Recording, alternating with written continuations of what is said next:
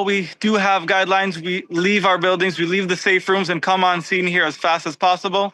We have evacuated over 17 patients. Thankfully, most of them are minorly injured. We are still looking and still working here together with Homefront Command, police, and fire to make sure we haven't missed anybody. Please, I beg you guys to make sure everyone listens to the Homefront Command guidelines. Make sure you enter a safe room and make sure we have the least amount of work that we need. Indeed. And what's the SOP that is being followed right now? You're saying that these are all residential buildings. What's the SOP that you're telling all residents right now? Exactly. It's only residential in this area. We want to make sure everybody listens to the guidelines. When you have a siren, enter a safe room, wait there for at least 10 minutes to make sure that even if there's a second barrage or more shrapnel in the air, that you don't get hit, and leave us to do the work. Mr. Lazarovich, in terms of the injuries that you're now seeing, are they shrapnel injuries? Are they crush injuries because people are trapped? This morning, what are some of the injuries that you've seen? Definitely. So thankfully, this scene here, we've had mostly minor injuries, but we've definitely seen today and throughout the past 8 days, you have very, very severe injuries and scenes as well. You have patients with crush injuries, burns, smoke inhalation, everything in between. It's giant missiles. We're talking about over 1,000 pounds of dynamite TNT inside these missiles that are hitting the residential areas. And talk to us, tell us now, what is the size of the team, the scale at which all of you are operating, the number of teams that are there. Tell us on all that preparation that is underway. We send Magen David Adom has been on highest alert level since the war began. So that means we have 35,000 volunteers and over 2,000 ambulances that are available 24/7. On this scene here, we've had dozens of ambulances. We have medical motorcycles as well, first responders with their own vehicles that leave their house. That's very close. We have people from 2-3 minutes away that arrive on scene within seconds. And we've had dozens of team here on scene to make sure we can accommodate no matter how many patients we have. So basically, you're the guys who get out onto the roads to try and save lives when everybody rushes into bunkers. That's your job, right?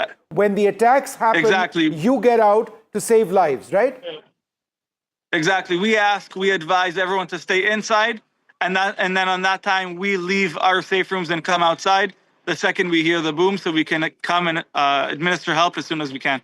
You're saying 35,000 volunteers, 2,000 ambulances, a lot of medical bikes. Are all of them right now on ground? Is the entire strength right now on ground? I want to understand, because of the scale at which these attacks are taking place, is everybody right now on ground assisting? Everybody is on call. Not everybody is on scene. We have to make sure we have other options, of course, for more scenes that come in. Every single personnel, and vehicle of Magen David Adom is on call, available for whenever it's needed and wherever it's needed. Ori, you would have been, working tirelessly with your team over the last few days. I know you have to run, but one or two more quick questions. Just in terms of the intensity of the attacks and the damage that you've seen today, how does that compare with what we've seen in the last few days? All right, I believe... I think we've lost that line with Ori Lazarovich. Sorry, indeed, we've lost that line. But as he was telling, Vishnu, the scale at which this preparation has been underway, because let's not forget, Israel has been in a state of war since 7th of October 2023. And since then, while there have been some moments in which there's been some possibility of normalization coming in, this has largely been the SOP for the country. And right now, these strikes, which have largely been in residential areas, as Ankit's ground reports are also telling, these are all residential areas that have been hit, which is why people like Ori are the real heroes who are protecting Israeli citizens right now. No, that's absolutely critical, Gauri. And, it's in situations like this that the first responders are so very important. We've got our National Disaster Relief Force. Yeah. They've got their own forces who sort of step out into harm's way when the missiles come raining in. Israel has been struck by Iranian missiles as well. But yes, let's be clear, Iran under attack itself. At the end of the day, let's just hope that there is peace on the ground in what is clearly the most volatile part of the world. In just a few moments from now, what I'd like to do is play out satellite imagery of the area, the Fordo area where the missile strikes by the Americans took place. So once we have that queued up, let's come to that. Sorry, do we have that? No, I think before that, let's quickly before that, let's go back to Ankit Tyagi. Yeah, let's right, play that, Ankit, go ahead. Yeah. Let me also tell you that it seems that a few people, in fact, from the buildings which have been impacted are moving to some other areas. I can see some people packing their cars as we speak. But this is, like we have said earlier, in near the university in northern Tel Aviv, where this impact, in fact, has taken place. Okay, let me just go further in and bring you a sense of the other side of this area. This is a mall area, and this is where the maximum damage have taken place. So right in the heart of the city, here this is. I'll show you the other shops which have been damaged. As far as this entire strike is concerned, many shops in this mall have been damaged, and this is exactly what we are seeing. If we just keep walking on this block, so a lot of people, in fact, trying to salvage the stuff that they have lost in this strike. Well, this is a mall, like I was telling you, in this near the university in Tel Aviv, and a lot of shops in this mall have taken a hit. I will also show you just a reminder, in fact, how things began. Remember when on 7th October, these are some of the pictures of the people, those who were taken hostage in 7th October attack that took place from Hamas. And on the other side, you will see the current impact of this crisis, which is the war which is going on between Israel and Iran. This was just about, like I said, a couple of hours back when the impact took place. You will see all these shops, completely. The glasses have been shattered, window panes out. It seems to be a restaurant where you see this impact of the strike. This is a civilian area. This is the area wherever I'm walking, I can see shards of glass all across. And even inside here, I will just try and give you a sense while we walk. In fact, a lot of these shops which have been damaged in this area, in this mall. In fact, some of the section of this has already been blocked. And as you see here, also on this side, there is damage here in the civilian areas of this. This is a shopping center. Thankfully, in fact, since morning it was shut. So I'm not sure whether there are some reports of what kind of injuries that people have had at this place. We'll try and speak to a few people, those who were present at that moment, or at least who came after this, because after the sirens went out, people do run out from these buildings. That another installation, in fact, one other shop which is here, which has also been broken by the impact of this attack here in Tel Aviv. And all across at this moment, a few people I saw from those buildings which were around from India. My house was ruined. Your house is your house? It was hit. How far is it? Here, like 200 meters forward. That white building? Yes. Yeah? Yes. Which floor is your house?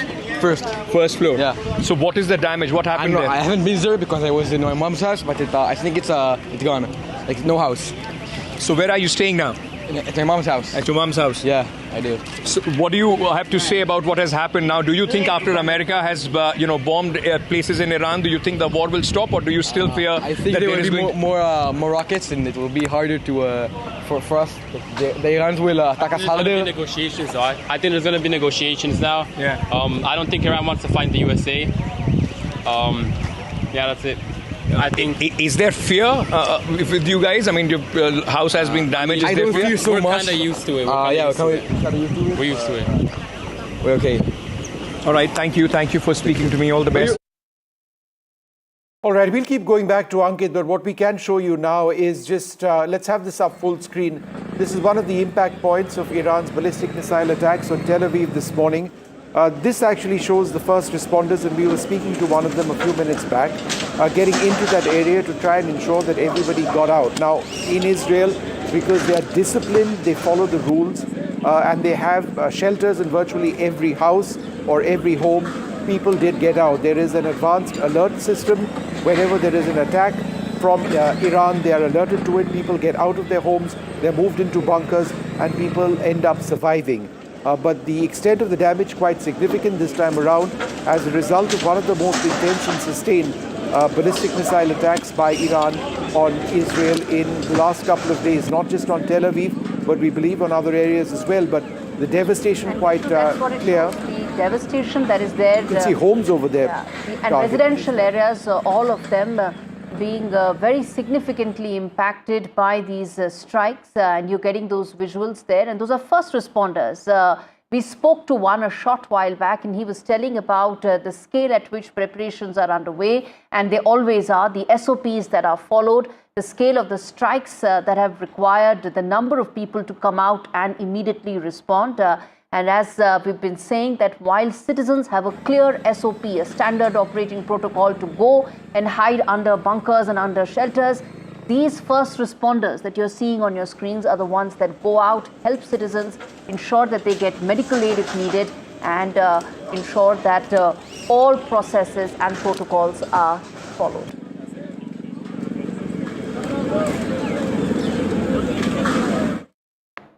All right, while we keep coming back with those visuals, on your screens right now are the latest as far as the Maxar images that we've been telling your viewers in terms of the exact spot where this strike took place. So we've got Maxar images prior to the strike to tell you exactly what was the location, the scale at which this attack would have taken, and all those details.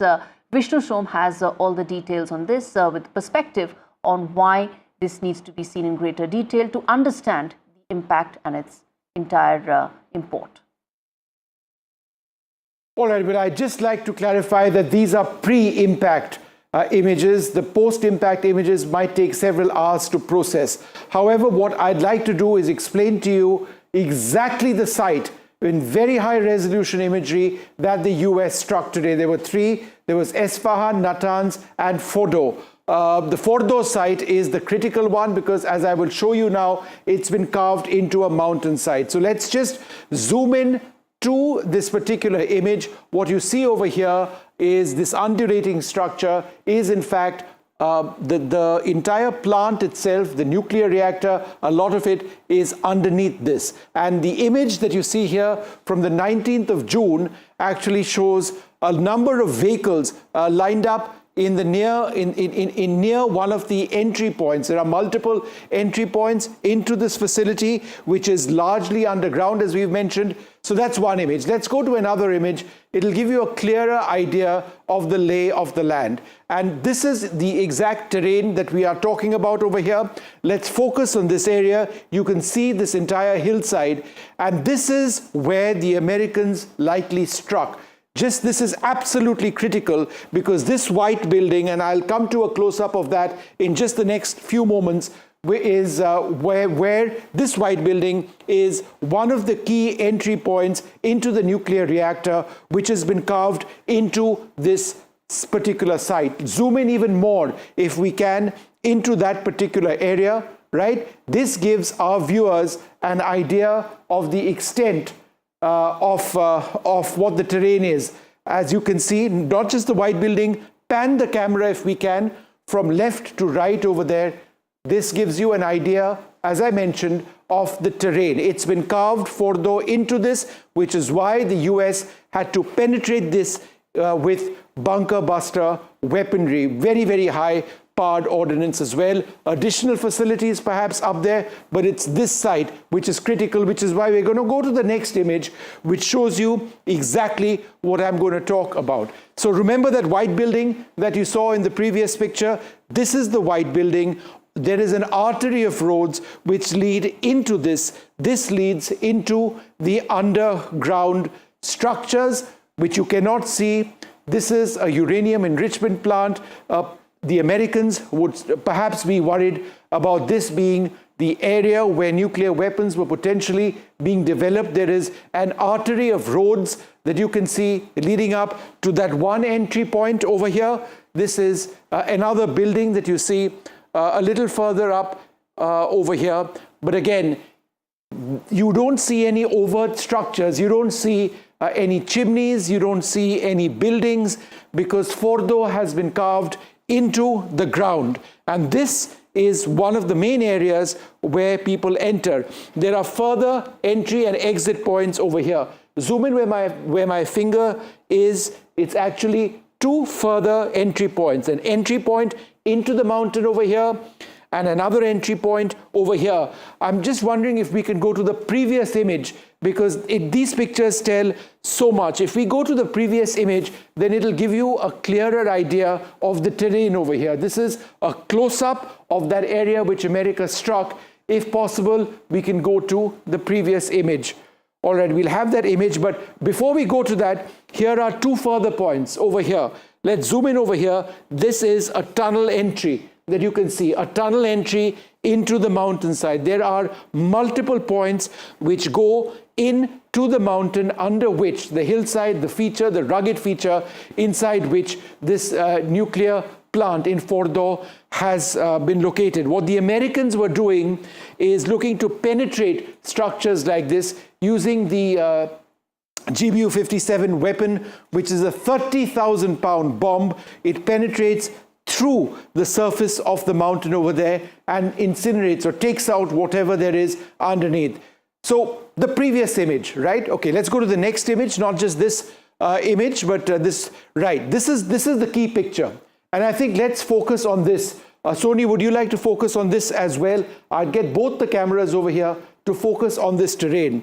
Now, what was I talking about? I was talking about this white building, right, which you saw a few moments back. I was talking about entry points. These are the entry points that I spoke about, and these were the next set of entry points as well. Zoom out a little bit to where my hand is, right? So you can see two entry points over here. You can see two further entry points over here and that white building. And again, if we zoom out just a little bit more, you can see that in terms of Fordo, this entire area gives you an idea of how hilly the terrain actually is. I mean, that is what America was trying to get into to actually strike this. So that's what gives you an idea, Gauri, of what America struck. One of the three plants, nuclear facilities, I should say, that they struck.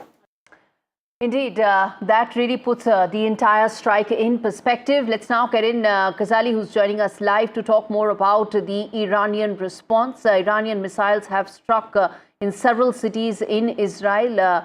Ghazali, take us through the response that has come in and also what's likely from here on. See, since morning, around 20 people have been injured in the Iranian attack into Israeli territory. Tel Aviv, Jerusalem, Haifa were the cities which were attacked by Iran by launching around 30 ballistic missiles. And there has been loss of property. Infrastructure has been damaged there. The assessment is still on by the body which assesses the damage and emergency situation in Israel. Now, what could be a likely response from Iran? It is very likely that Iran is not going to escalate situation with the United States, though it is believed that perhaps Iran will launch attacks towards the US bases in the entire Middle East region, but they have not launched it yet because they also want to give a symbolic victory to United States, to Mr. Trump, who has the United States carried out this pinpointed precision strike, which was just being explained by Vishnu, and there has been no human casualty in Iran for overnight attack by the United States. So in a sense, Iran doesn't want to immediately escalate situation with the United States, but it will certainly respond and attack into Israeli territory, and that is what they have been doing since morning. Why they are doing it? Because on one hand, they have certainly they are facing that nuclear enrichment plant or their nuclear infrastructure getting impacted by the US attack, so they don't want to escalate it right away. But just for the domestic consumption of their audience there, they want to show that they are not backing down, and hence they are attacking into Israeli territory. The other reason could be because there is an ambiguity right now, and Vishnu could explain it better, that whether there has been a large-scale impact on the nuclear facility of Iran, those enrichment facilities which are located underground, whether that has been completely destroyed or not is still unclear, because IAEA inspection is not out yet. Iran has already hinted that it will pull out of the NPT, that treaty which allows the IAEA to go for inspection. So amid all this, amid that ambiguity that is Iran wants that space, the time that it can still work on its nuclear enrichment program, not escalate it with the United States on other front, and still continue to attack on Israel. And that gives them a kind of moral victory back home as well, that their fight was against Israel, and it also gives US, Mr. Trump also will get a kind of a symbolic victory back home, that they just dismantled Iran's nuclear program, which has been We've got Ankit with us in Tel Aviv, standing in front of a building which has been damaged quite badly. Ankit, go ahead. Vishnu, we are trying to make our way closer. What we have also learned is that this is a cluster of buildings, upper middle class locality, Ramat Aviv, where I am at this moment. And the missile, in fact, flew in and penetrated right in the middle of those buildings. So it did not directly hit a building, but hit in the middle of those cluster, and that's where the security forces, are, at least at this moment, are not letting anybody go. But the damage has been significant as far as the buildings are concerned. This is one such building in this locality, and you would also see, Vishnu, the Israeli flag being hung from one of the broken, window there. That's also, as my colleague who's just holding the camera for me, Jesse said, this is the Israeli resilience, on display. And while we were speaking to a lot of people, they have been saying the same thing and again. I met a person whose daughter house has, in fact, whose house was impacted, and he was there to collect her belongings. And he said, buildings can be remade, but we would want this entire operation to go to its logical conclusion. They believe that this operation is going to be prolonged. It will go on for a few days, but the people are prepared here. Let me also show you, Vishnu, what I've been told is that this is possibly one of the old age home here, which has been impacted in this entire strike. I can see a few people inside, in fact, trying to collect their belongings as we speak. And all across this area, there are multiple such buildings in this vicinity, which I was earlier showing you from a distance. So this has like 5 to 6 buildings and a shopping complex, just to give you an idea of the landscape. And all those buildings, from the impact, of course, from that loud thud, the boom, have sustained a lot of damage. The window panes have been completely shattered. All those buildings have significant damage, some even the roof caving in. Just a short while back, I met a person whose house was impacted, and he said it's all kaboot. It's completely gone, and I'm only here to salvage whatever I can and possibly move to a hotel or a facility by the government where they can, in fact, feel safe. But the impact here on many houses, there will be hundreds of families, those who are impacted here in northern Israel, right next to the Israeli university where this incident took place, and one of the missile, in fact, was able to penetrate and evade the air defense systems. What I will do, I will just walk a bit, and will give you a sense of where the people, in fact, are moving to. You will see some of the people, those who are getting their stuff out from these buildings and moving to safer places. There is a full after the security forces and the other establishments have put out a tent here. The people that you see in the blue jackets are the volunteers, those who are helping others. They are the ones, those who are assessing and directing people to various places, safe places to stay, and are also providing them assistance. I'll again show you just on the other side where you will see a lot of people standing. This is where these are all of the people, those who have been impacted. Many of them at this moment trying to take out whatever little is left in their houses. Thankfully, though the number of injuries have gone up from 11, but so far no information about about any casualties here in this recent, in fact, barrage of attacks that have taken place. Let me just show you, how people are at this moment going across, and I'll try and see if I can get, someone to speak as well. Can I just very quickly? I'll just take 1 minute. Yes. Your house has also been impacted, ma'am? Yes. Where was your house? Right here, upstairs. In this white building? Yes. On the what floor was it? 8th floor. 8th floor. How significant is the damage? How badly is your house? It's all glasses and the windows and the doors fell and everything out of the closets, and it's all a mess. We're walking on glass. Where were you when the impact took place? We were across the street in a shelter, in a good shelter, yes. Until yesterday we went here downstairs, but it wasn't a good shelter, so I don't know why we had an idea to go to the other shelter this time. So what happens now? Where do you go? The whole building goes to a hotel. Okay. All of you are being taken to a hotel? To a hotel, yeah. And what about your stuff? Have you been able to salvage some of your stuff? Yeah, they let us go and get some stuff from our apartment, and we got it, and I don't know if we got it all. Important things like things that have emotional touch to them, and that's it. My mother's rings. I can't think right now. I can understand it's a very difficult moment for you. Your house, which you've been living in for so long, is at this moment completely destroyed. Yes. Is there a sense of fear that there will be more attacks now? I think there will be. Didn't they bomb Fordo, the Americans? So the Americans don't get it, we get it.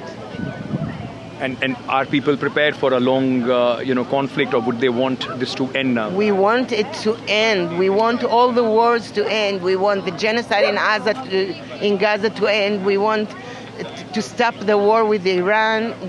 Why did we go now there? I'm sorry. I'm just so angry at all the governments, our government, their government, the Iranian and Trump. They're all crazy dictators that makes this.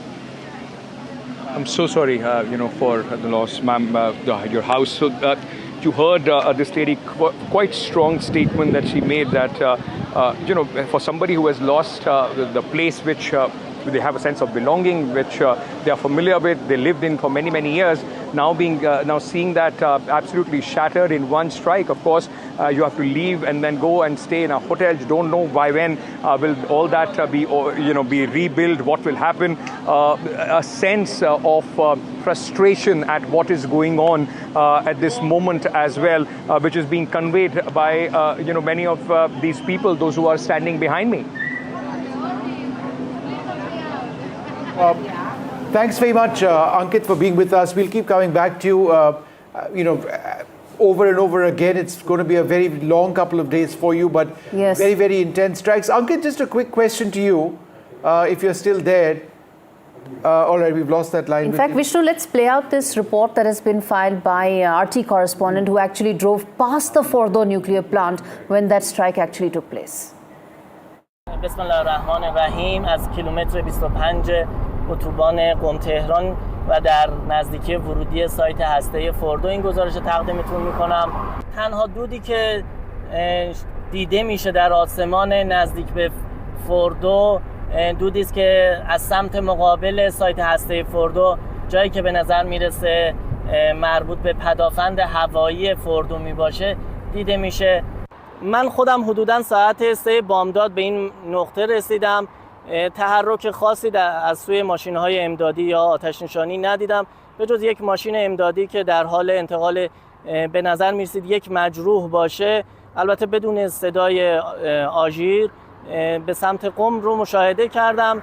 در شهر قم صدای بسیار خفیفی شنیده شد، لرزش زمینی احساس نشد و شرایط هم در اتوبان قم تهران و هم در شهر قم به صورت عادی در حال جریانه.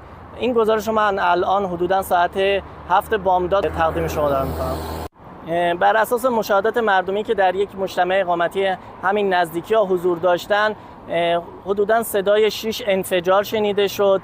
البته صدای انفجار برای این افراد غیر قابل تصور و یا خیلی زیاد نبود.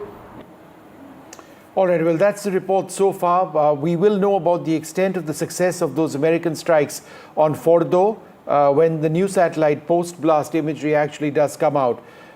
Gauri? Yeah, indeed. And I believe Ankit is with us. Let's go back to Ankit. Ankit, you had a very somber conversation with that Israeli woman who was disenchanted by the number of wars that have been going on in Israel. And that tells you that for the citizen who's stuck in the crossfire, this is the new normal. Gauri, I'm really sorry. I was not able to hear you properly. There is a lot of noise around where I'm standing, but it's interesting while you go on the streets where this damage has taken place, the kind of people that you meet. I earlier met a few people, those who said that we are ready to bear this damage and ready, for this till the time this operation, needs to, in fact, needs to be completed. They are ready for a long haul. And I just met a lady who has, I believe, we were hopefully on air at that point of time, who was saying, in fact, that she's tired of the ongoing conflict and would want the peace to return. That also tells you, what is going on as far as the current context of Israel and the people are concerned. Some more rescuers, in fact, and security forces people coming out. You will see a lot of people, those who are trying to get their, stuff which was in their house out. A lot of families today, in fact, they will have to move in to temporary shelters, to hotels and other places because of this strike that took place in, the residential area here in northern Tel Aviv. This is the process center where people, those who have suffered their damage in the houses, are here to try and figure out where do they go next. I want to show you this another building at this moment. Like I said, it's a cluster of building in this posh upmarket area of northern Tel Aviv. You'll see these two ladies, in fact, solidarity among them at the time when they have they've sustained damage in their houses, and you will see a lot of people, in fact, coming out at this moment. Leave it, thank you. And trying to get their belongings out of whatever is left in their houses. I'll just show you, try and show you the building a little bit, which has sustained some damage here. This is another building. I showed you the other one. And now look at this building. You'll see on this floor itself, there is damage. And if you keep going up every floor till the 8th floor, all these windows and the balconies have been impacted, have been damaged. I can see the staircase also sustaining some damage on the ground floor. And people now have been allowed to, in fact, go in and try and get their belongings. There is a lot of, all the debris that you see from this building, in fact, strewn around on this very ground. This is, just around a park. I believe that audio line with Ankit we've lost. We're going to try and connect once again. Okay, I believe he's back. Okay. All right. So what I'm trying to do, I'll just try and take you. Okay. So I will. Can I just go till there? The line. Sure. All right, so I've been told not to go inside the building, and it's also understandable because the damage has taken place. It is dangerous, and also on the other hand, there are people, those who made their lives in these buildings, now trying to collect whatever is left from their houses and take it out. I don't want to be intrusive at this moment, but I will show you. And like I was saying, it's one place, and what we have been told, and the impact, the crater that it created, that's where the security forces, of course, not allowing us to go, but around that. So it's not that a building has been directly hit or impacted by those missiles, but one which, in fact, came in has damaged a lot of residential area. This is where the civilians, in fact, are, who are now trying to take their belongings out. There is still rescue work which is going on. As you will see, all these people coming in from the various rescue services coming out of the buildings which have been badly impacted. They're trying to, in fact, ensure that the buildings are in somewhat situation, some little safety from where people can go in and try and get whatever belongings that they can. So you saw two buildings, the white one which on my right, which I showed you earlier, which is said to be an old age home and a 12th floor building. All that you see here is of course damaged, and now an Israeli flag hanging out of that building as well gives you as somebody was just telling me, that's the Israeli resilience, in fact, talking to you. But on the other hand, I showed you the other white building as take you closer to this entire area where the damage has also happened on the other side. I can see from here that entire facade of that building also severely damaged, and you would also see on your screens people coming out from those buildings or whatever they can manage, in fact, at this moment to get out. It also is very interesting with the way when you speak to the people here, those who have actually had to live through this. This is the building which is being cleared at this moment. You will see security personnel, emergency services personnel, on the job and trying to clear this building at this moment, which has been deemed dangerous for the time being. So a little bit of whatever in some floors which are still all right, where these people are trying to get their stuff out. So there are multiple buildings in this area in northern Tel Aviv which have sustained damage, and hundreds of families tonight would be either going to hotels, to the government accommodations to spend the next few days till the time, of course, something is done as far as these houses are concerned. On one hand, of course, there is that Israeli resilience where people are saying they support this, and this operation should be taken to a conclusion, to its conclusion, disarming Iran completely of any capability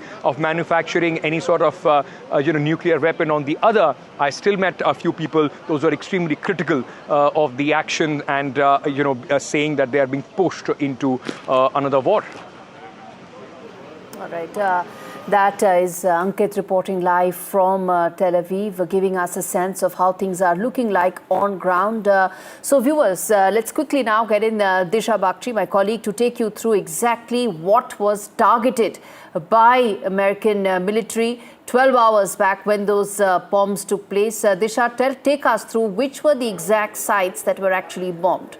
So the three key nuclear sites, essentially the heart of Iran's nuclear program, which is what the US targeted in these strikes. And now I'll just take you quickly through them. Firstly, we have Fordow, which is essentially, it has been one of the key aims and the key targets of US's strikes, given the fact that it is essentially, it's in central Iran. It's essentially under a group of mountains. Some of the key areas are almost 295 feet under the ground, meaning it is essentially impenetrable and even immune to airstrikes. But it is there are tunnels, which is what gives access to this facility, and which is what we know the US strikes targeted to essentially create the most damage. So I'll just take you through what is the significance of Fordow. Fordow is essentially, it enriches the uranium to the highest purity levels. It's to the 60% level that US alleged that Iran had already reached. It is, and above 60% is when Iran is capable of creating a nuclear weapon. So it is a key site of Iran's nuclear breakout potential. It's the heart of the program, as I mentioned, and it's under a group of mountains, making it impenetrable. Now we have to see, we haven't really seen visuals as to what sort of damage there has been, but Iran has really downplayed the kind of damage seen at these sites. They've in fact said that there are no leaks or no contamination at these sites, but it remains to be seen. We're yet yet to get visuals. Next, we have Natanz, which is again in central Iran. It is the main centrifuge assembly and enrichment hub. Again, a crucial, and this is one of the largest nuclear enrichment facilities in Iran, and the key facility, and it has been targeted multiple times by Israeli strikes as well, by cyber attacks, and now we know that the US in fact struck Natanz as well, and it is again central to Iran's uranium stockpile operations.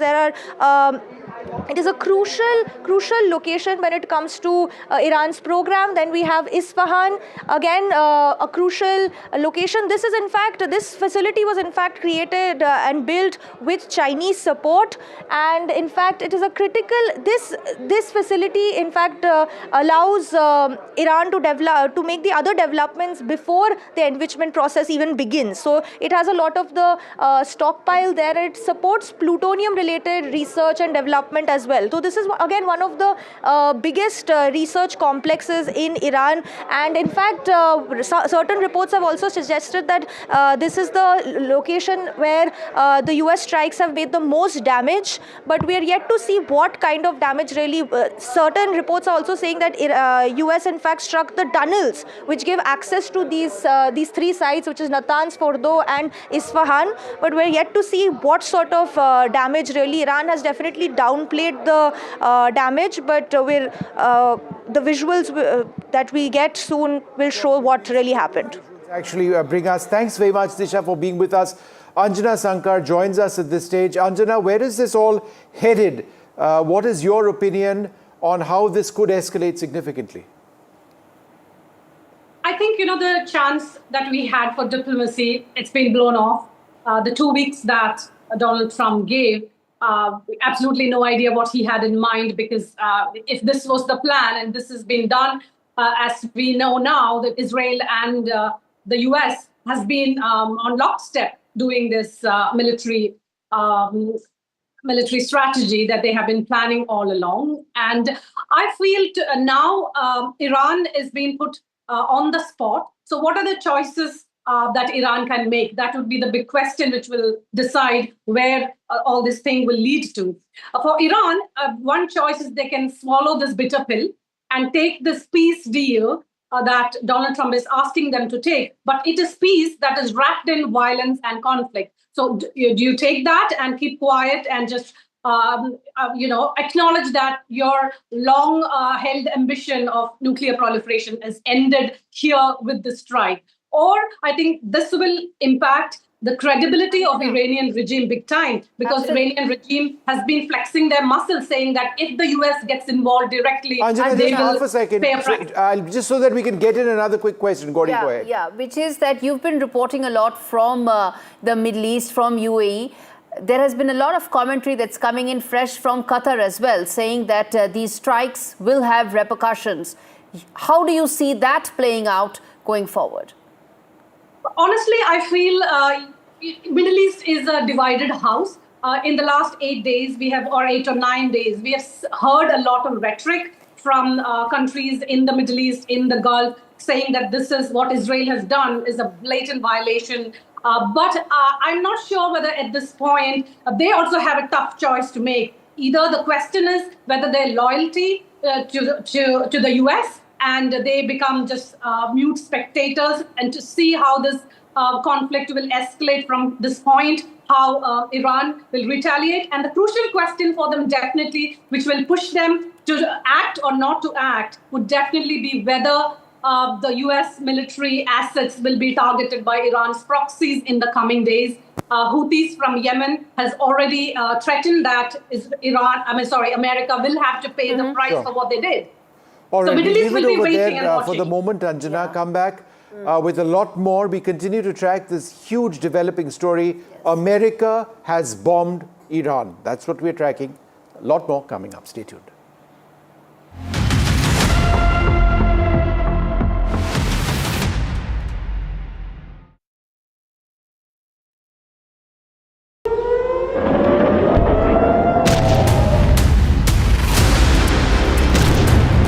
As the Iran-Israel war escalates, Indian students in the crossfire. as soon as possible evacuate किया जाए. War zone worries grip parents. The next Indian mass evacuation ahead. NDTV at Ground Zero.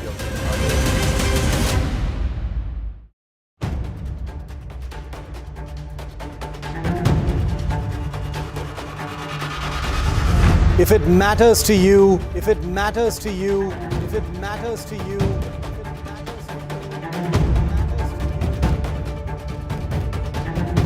it matters to India. It matters to India. It matters to India. And it matters to me. And it matters to me.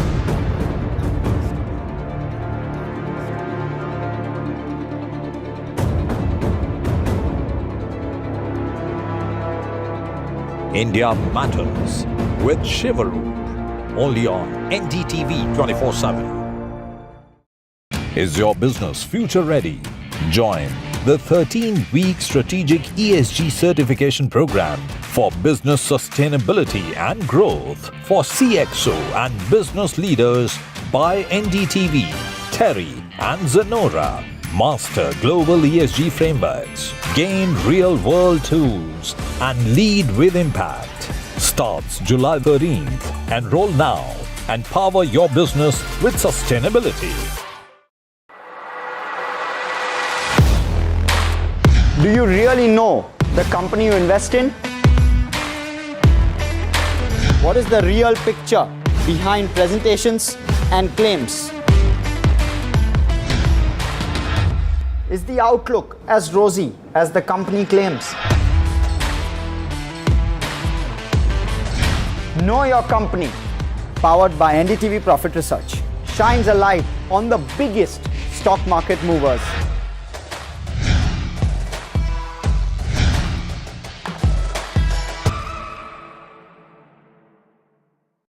I've been reporting on all issues big and small from Andhra Pradesh, Telangana, rest of South India, bringing you all the action, all that you need to know, all that you want to know. The energy of Maximum City is infectious. I'm bringing that energy in our news coverage from financial capital Mumbai. Covering from the southernmost part of India.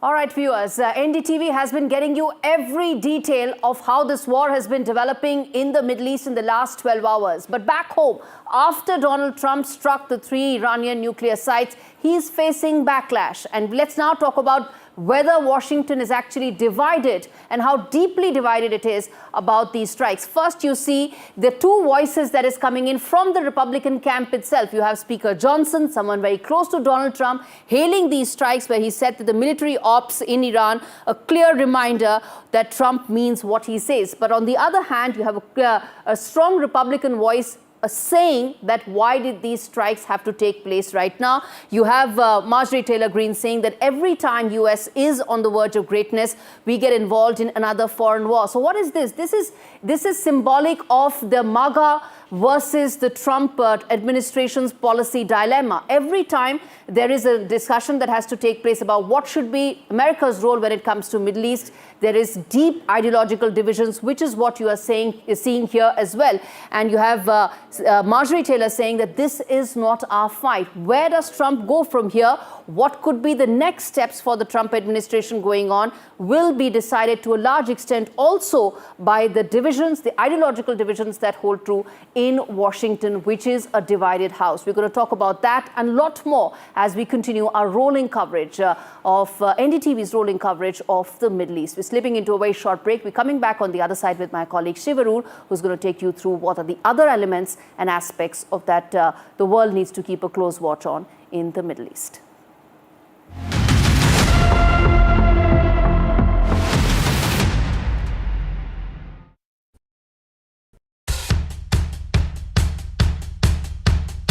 The markets move fast. And so should your portfolio. Expert insights, real-time stock picks. Do I buy Ola? Should I hold CDSL for the long term? Buy, sell or hold. The answers you need, straight from the experts. Callers from India and across the world. Connect live, ask, decide, and invest wisely. Your portfolio, your future. Ask Profit.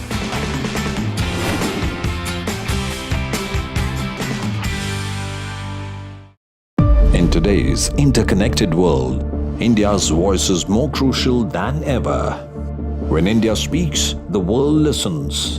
At NDTV World, we are that voice, bringing you intelligent and insightful news from India and beyond. From geopolitics and diplomacy to economic shifts, migrations, tech disruptions, and the stories of our diaspora. We cover the news that shapes our global future. NDTV World, your new home for global news is here.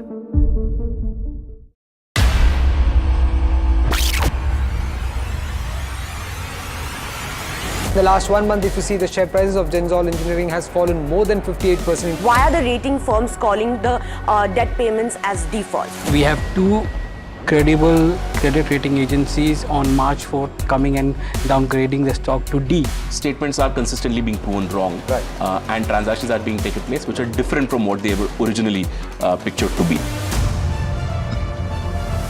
The company claimed it would roll out 6,400 electric vehicles.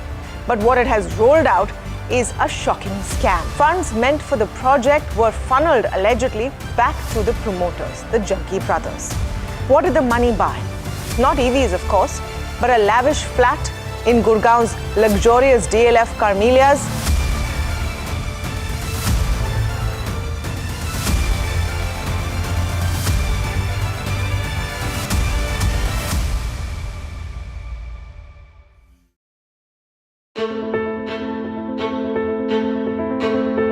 News is not just headlines, it is what impacts you. And news should never be mistaken for noise. What matters is the reality, accurate, in-depth, and with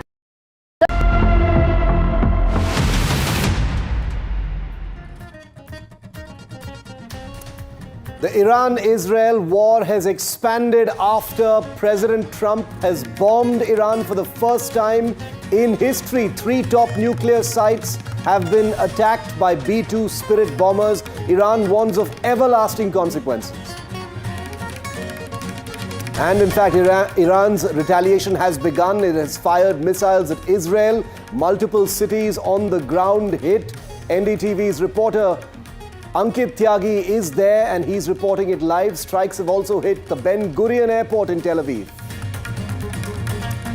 Ankit maps the damage in Tel Aviv and other parts of Israel as wave after wave of Iranian missile enters Israeli airspace. This is a story that is sending shockwaves.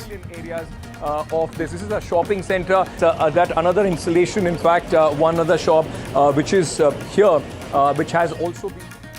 World leaders react on the American strike on Iran.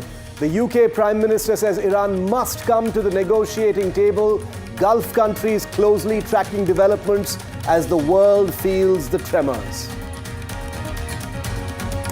Israel's ambassador to India, first and exclusive to NDTV. He says more strikes could be possible, assures the safe evacuation of Indians in Israel at this time.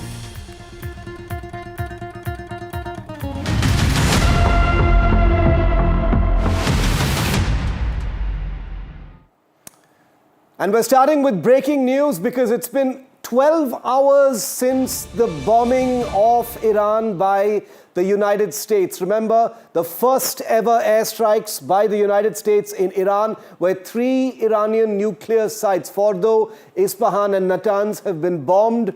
The war is expanding. The big suspense now is what happens next. We've shown you here on NDTV, on the ground from Israel, the damage in Iran and the shockwaves in different parts of the world right now. The big question is 12 hours after those US airstrikes in Iran, the big question continues to be what happens next? Because Iran has already put the United States on notice. They've already sent missiles into Israel. But what is it all going to look like? We'll keep you posted on that because it's 12 hours. We're mapping back from the time the attack actually happened, even though there is no specific time. 5:45 a.m. this morning, India time, is when President Trump tweeted announcing the bombing of those 3 sites in Iran. And we can assume that that was at least a few hours after the strike actually happened, obviously for safety and security reasons of the bomber crew. But let's take you back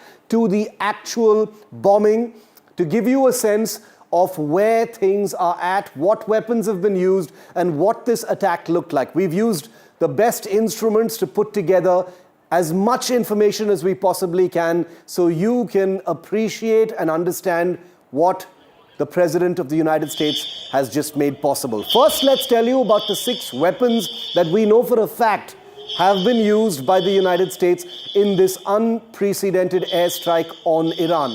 We know for a fact, number 1, that 6 B-2 stealth bombers, the B-2 Spirit stealth bombers, were the vanguard. They were the main bombing squadron that were used to bomb the targets in Iran. We're also given to understand that Virginia-class and Los Angeles-class nuclear-powered submarines were also in the North Arabian Sea conducting strikes. We do know that 12 GBU-57 MOP or bunker buster bombs, they're one of the largest non-nuclear weapons in the world. These have been used. 30 Tomahawk cruise missiles were apparently fired from submarines. F-22 Raptor fighters and F-35 Lightnings for air support were all in the mix in what has been one of the most complex, risky, and unprecedented attacks in US offensive history. Here's what Trump began by saying this morning. The US military carried out massive precision strikes on the 3 key nuclear facilities in the Iranian regime: Fordow, Natanz, and Esfahan. Everybody heard those names for years as they built this horribly destructive enterprise. Our objective was the destruction of Iran's nuclear enrichment capacity and a stop to the nuclear threat posed by the world's #1 state sponsor of terror. Tonight, I can report to the world that the strikes were a spectacular military success. Iran's key nuclear enrichment facilities have been completely and totally obliterated. Iran, the bully of the Middle East, must now make peace. If they do not, future attacks will be far greater and a lot easier. There's no military in the world that could have done what we did tonight. Okay, now let's just show you in seconds what the attack must have looked like. Remember that no footage has so far been released by the United States explaining precisely how things actually happened. So let's play out for you in seconds, viewer, how this attack took place. Now, at the 0-second mark, the B-2 bomber releases this GBU-57 from 40,000 feet near the Qom region. T plus 10 seconds is when the bomb begins its high-speed drop with GPS and inertial guidance. T plus 25, we've moved a little forward on this, but T plus 25 seconds, supersonic velocity is actually reached, piercing atmospheric drag. T plus 40 seconds, the bomb impacts the mountain above the Fordow site. T plus 41 seconds, the penetration initiates through hundreds of feet of rock. That's how it's reached until this point. T plus 44 seconds, the warhead detonates inside Fordow's underground complex. And T plus 60 seconds, massive shock waves are then sent. This collapses the enrichment chambers. Everything that's situated here would have then either collapsed or been almost irreparably damaged, at least for the foreseeable future. 90 seconds after that bomb was actually dropped, seismic sensors would have detected that detonation across the region. It would have been picked up in different parts of the world. 120 seconds, 2 minutes after that bomb was dropped from the B-2, satellites and drone feeds would confirm structural damage. T plus 180 seconds, that's a whole 3 minutes turning back. The B-2 is already turning back. They're already out of Iranian airspace beyond potential radar detection range. Now, remember that the GBU-57 bunker buster bombs that I've just described were the primary weapon that was used, but we do have a confirmation that Tomahawk subsonic cruise missiles, long-range land attack cruise missiles, were also part of the attack this morning. And therefore, we do now have a sense of how the Tomahawk cruise missiles, apparently fired from nuclear-powered attack submarines, were also in the mix. So let's tell you how that actually began. At the 0-second mark is when Tomahawk cruise missiles would have been launched from Los Angeles or Virginia-class submarines. These would have been launched from the North Arabian Sea, presumably, even though we cannot confirm that. About 5 seconds after launch, the missiles would have cleared the launch tubes and ignited their booster engines and then roared to the surface of the ocean and then started their journey. T plus 15 seconds later, the missiles would have broken the water surface and begun a low-altitude cruise towards designated targets inside Iran. A whole minute, 60 seconds after launch, the missiles would have leveled out at terrain-hugging altitude. Remember, these are cruise missiles, not ballistic missiles, so they've got a path that looks like an aircraft. It goes parallel to the ground. About 300 seconds after launch, guidance systems would have activated, mid-flight corrections would have also taken place. Think of cruise missiles basically like fast-moving aircraft being guided towards their targets. About 900 seconds after launch, the missiles would have entered Iranian airspace. Remember, these are subsonic missiles, not very fast, guided to fly below radar coverage, as close to the ground as possible, we are told.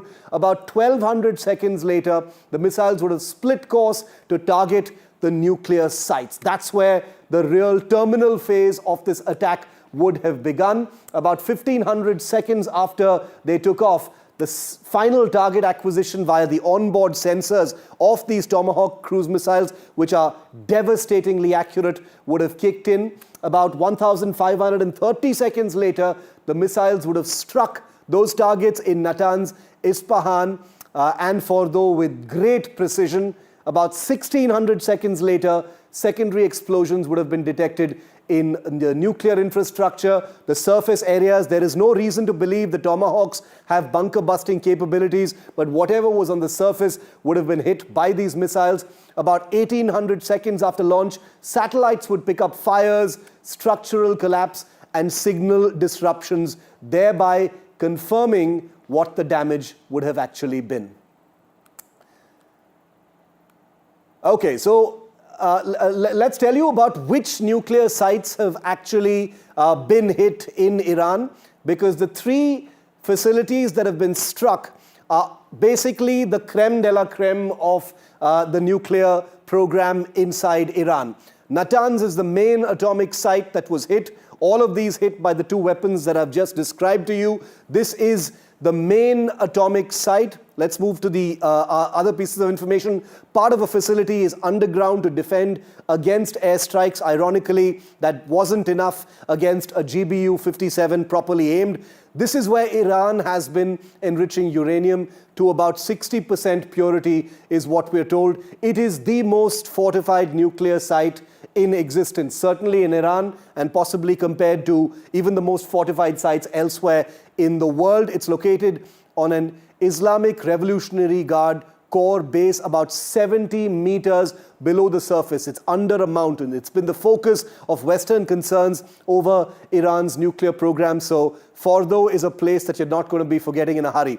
Isfahan is also a big enrichment facility. This is the second one that's been targeted. It is the largest Iranian nuclear research complex. This is where a lot of the research and enrichment has been happening. It houses a uranium conversion facility and nuclear fuel fabrication plant. The US has had its eyes on this particular facility for a very long time. So we've got a ground report from Russia today, a reporter who's on the ground not very far from Fordo in Iran. This is the first ground report from the country. Take a look. بسم الله الرحمن الرحیم. از کیلومتر 25 اتوبان قم تهران و در نزدیکی ورودی سایت هسته فوردو این گزارش رو تقدیمتون میکنم. تنها دودی که دیده میشه در آسمان نزدیک به فوردو دودی است که از سمت مقابل سایت هسته فوردو، جایی که به نظر میرسه مربوط به پدافند هوایی فوردو می باشه، دیده میشه. من خودم حدوداً ساعت 3 بامداد به این نقطه رسیدم. تحرک خاصی از سوی ماشین‌های امدادی یا آتش نشانی ندیدم، به جز یک ماشین امدادی که در حال انتقال به نظر می‌رسید یک مجروح باشه، البته بدون صدای آژیر، به سمت قم رو مشاهده کردم. در شهر قم صدای بسیار خفیفی شنیده شد، لرزش زمینی احساس نشد و شرایط هم در اتوبان قم تهران و هم در شهر قم به صورت عادی در حال جریانه. این گزارش رو من الان حدوداً ساعت 7 بامداد تقدیم شما دارم می‌کنم. بر اساس مشاهدات مردمی که در یک مجتمع اقامتی همین نزدیکی‌ها حضور داشتن، حدوداً صدای 6 انفجار شنیده شد. البته صدای انفجار برای این افراد غیر قابل تصور و یا خیلی زیاد نبود. They targeted the residential areas where military generals also live. So I think Israel is the last one who can nag about Iran hitting residential areas, even after what we saw in Gaza, especially in Gaza, where every building was destroyed, it was turned into rubble over there. And now the Israelis are calling and nagging that Iran is hitting the residential areas. I think it's not fair. On the other hand, Iran is going to retaliate against the United States and all its assets in the area, in the region, in the Middle East, in the Western Asia. And this time it's not going to be like the last time when Iran hit the Ain al-Assad air base in Iraq when Iran's General Soleimani was killed. So I think this time it's going to be a very vast war, and Iran is going to hit hard. And because Israel has already started a war against Iran, so there will be two fronts. The air bases and all those bases in this area, and on the other hand, the Israeli entity, we cannot call it the Israeli regime, the occupied territories will definitely be hit again. Now remember, on NDTV, we appreciate and understand that conflict is a difficult situation where one must be sober in our coverage, one must never exaggerate what may actually happen. But what has happened today, let us acknowledge right at the start, is unprecedented. The US has never struck inside Iran before. It has struck Iranian targets outside Iran, but today, for the first time, the United States has conducted very highly destructive airstrikes inside Iran. So the paradigm has completely changed. You will be hearing a question quite often: can this spiral into a World War III? Well, we don't know that for sure, but considering patterns, movements, doctrines, postures of the big superpowers on the ground at this time, here is a 20-step non-exaggerated simulation of how what has happened today, courtesy President Trump, could very easily, should things actually escalate, lead to a worst case scenario. Let's begin. 20 steps. The first step, of course, is what the President of the United States has done. He has bombed Iran's Fordo, Natanz and Isfahan nuclear sites. Now, what could this trigger? Let's go on to step number 2 and see what happens. B-2 stealth bombers and sub-launched Tomahawks have been used. That is the first step of this nightmare simulation. Step 2 is that Iran responds with missile strikes. We've already seen that happening.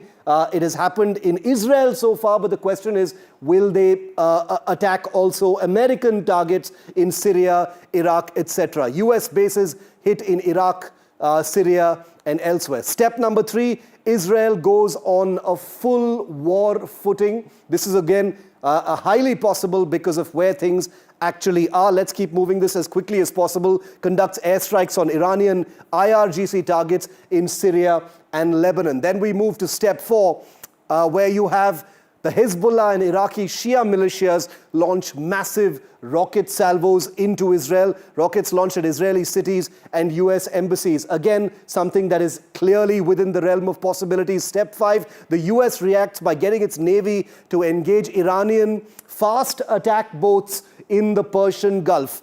This could be the next step. Boats engaged in the Strait of Hormuz.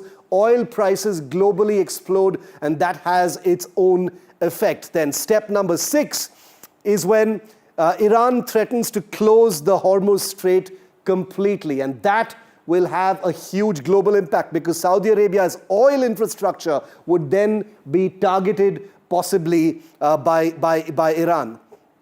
Then you have a situation where Russia condemns the US strike as illegal. Russia has stayed quiet all this while. So in this simulation, they move their missile defense assets into Syria, Iran, at Iran's invitation. This becomes dangerous now. Step number 8, China warns the US against further aggression. China has been quiet so far. They jump into the mix and issue a direct warning, begins a big military exercise in the Gulf of Oman and deploys warships. The Chinese already have warships in that area, as does the Indian Navy. Then comes step number 9, where Israel strikes deep into Iran's ballistic missile sites. They've already been doing that for quite a few days now. They start, but Iran retaliates with hundreds of missiles across the region. Do they have those missiles? We don't know, but they could be supplied in the interim. Now we come to the halfway mark of this nightmare scenario. The US and the UK announce a huge naval blockade of all Iranian ports. Whether it is Bandar Abbas, Chabahar, whatever it is, there's a blockade. Cyber attacks begin on Iran's grid and military network. So a global effort comes in to paralyze Iran as much as possible. Remember, Iran has Russia and China on their side. Iran begins launching ballistic missiles at the Dimona Nuclear Research Center in Israel. Israel, remember, is not a nuclear-armed country, but partial damage is reported at this nuclear center in Israel, according to this simulation. Then we move on to the next step. How does Iran respond to this? Russia provides S-400 cover to Iranian strategic sites because they are being attacked as well by Israel as well as the United States. And Russia basically jumps in to protect Iran by giving them S-400 air defense missile systems. Russian air assets are also deployed to protect Iran. Remember, this is an escalating simulation, purely theoretical, but something to think about. China ships high-tech drones and strike systems to Iran. China has only issued a threat so far. This would be its first direct action in this theater. Signs emergency strategic defense accord with Tehran. So the big handshake happens between China and Iran. Then step number 14, North Korea, if you've been wondering, could also come in because this is a country which has its own weapons. It fires a ballistic missile into the Sea of Japan, watching all this chaos playing out in solidarity with the Iranian BRICS axis. Then you've got step 15, where the US ups the ante significantly. It deploys nuclear submarines to the Eastern Mediterranean and the Arabian Sea, which is actually ironic because those submarines are already believed to be in the region. DEFCON 2 is declared. Now, DEFCON is a state of alertness where nuclear weapons may have to be used. Step number 16, Israel prepares for the doctrinal Samson option under threat of a multi-front missile attack and possible dirty bombs in its capital, which is Tel Aviv. The Samson option is the use of nuclear weapons in a limited strike in an extreme situation. Step number 17 in this theoretical, hypothetical scenario, India and Pakistan are drawn into escalating positions due to Iranian-backed elements operating very close to their borders. Remember, Iran has a 900-kilometer border with Pakistan, not very far from India as well. So whatever happens there affects India. Both countries escalate. Finally, step number 18, Russia and NATO forces clash in an aerial skirmish over the Black Sea. It's already happening in one sense with the Russia-Ukraine war, but during an Iran convoy escort is when that skirmish actually takes place. So things get really ugly at this point of time, triggering a global market crash. The United Nations Security Council collapses as Russia and China actually walk out from that scenario, and they issue and they issue nuclear warnings. This is the final step, viewer, of what I'm calling a nightmare simulation scenario of how things can actually reach a worst case scenario, where step number 20, the US detects strategic missile launches from Russia and China following a failed Israeli nuclear strike on Iran. Global nuclear war begins. All of this sounds very apocalyptic, and this is purely theoretical. It is only based on current patterns and escalatory signs. It is purely a simulation based on what experts believe are the postures of all these countries at this point of time. But it is something to think about given how unprecedented today's attacks really are.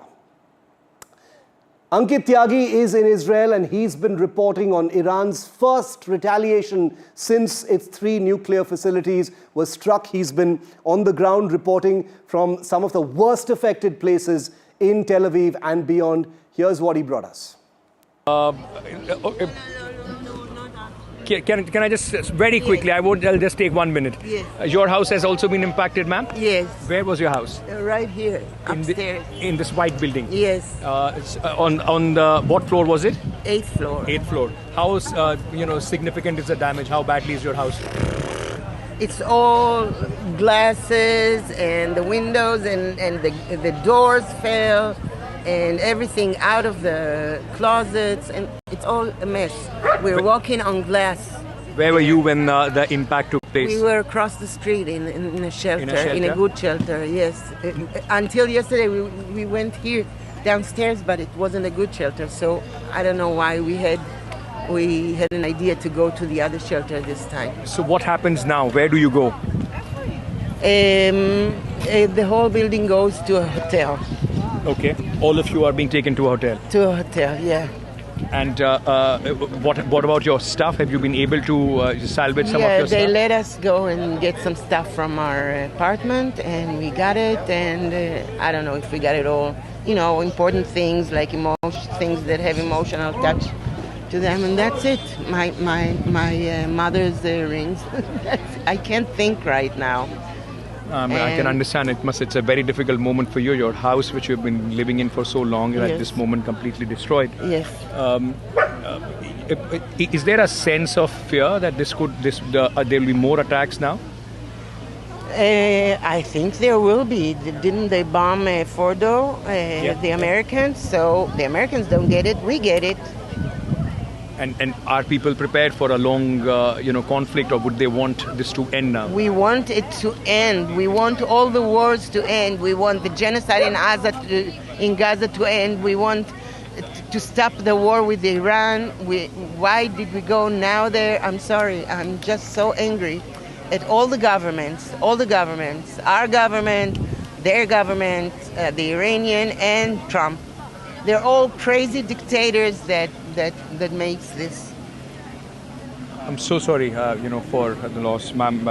Your house. So you heard this lady quite strong statement that she made that for somebody who has lost the place which they have a sense of belonging, which they are familiar with, they lived in for many years. Now seeing that absolutely shattered in one strike, of course, you have to leave and then go and stay in a hotel. You don't know by when will all that be rebuilt. What will happen?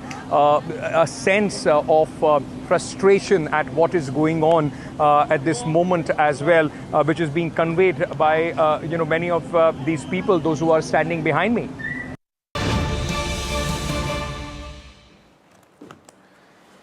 And NDTV can confirm that a flight carrying Indian students from Iran has just departed from Tehran in that country, which has just been struck by American bombs. That flight is scheduled to land in Delhi later this evening.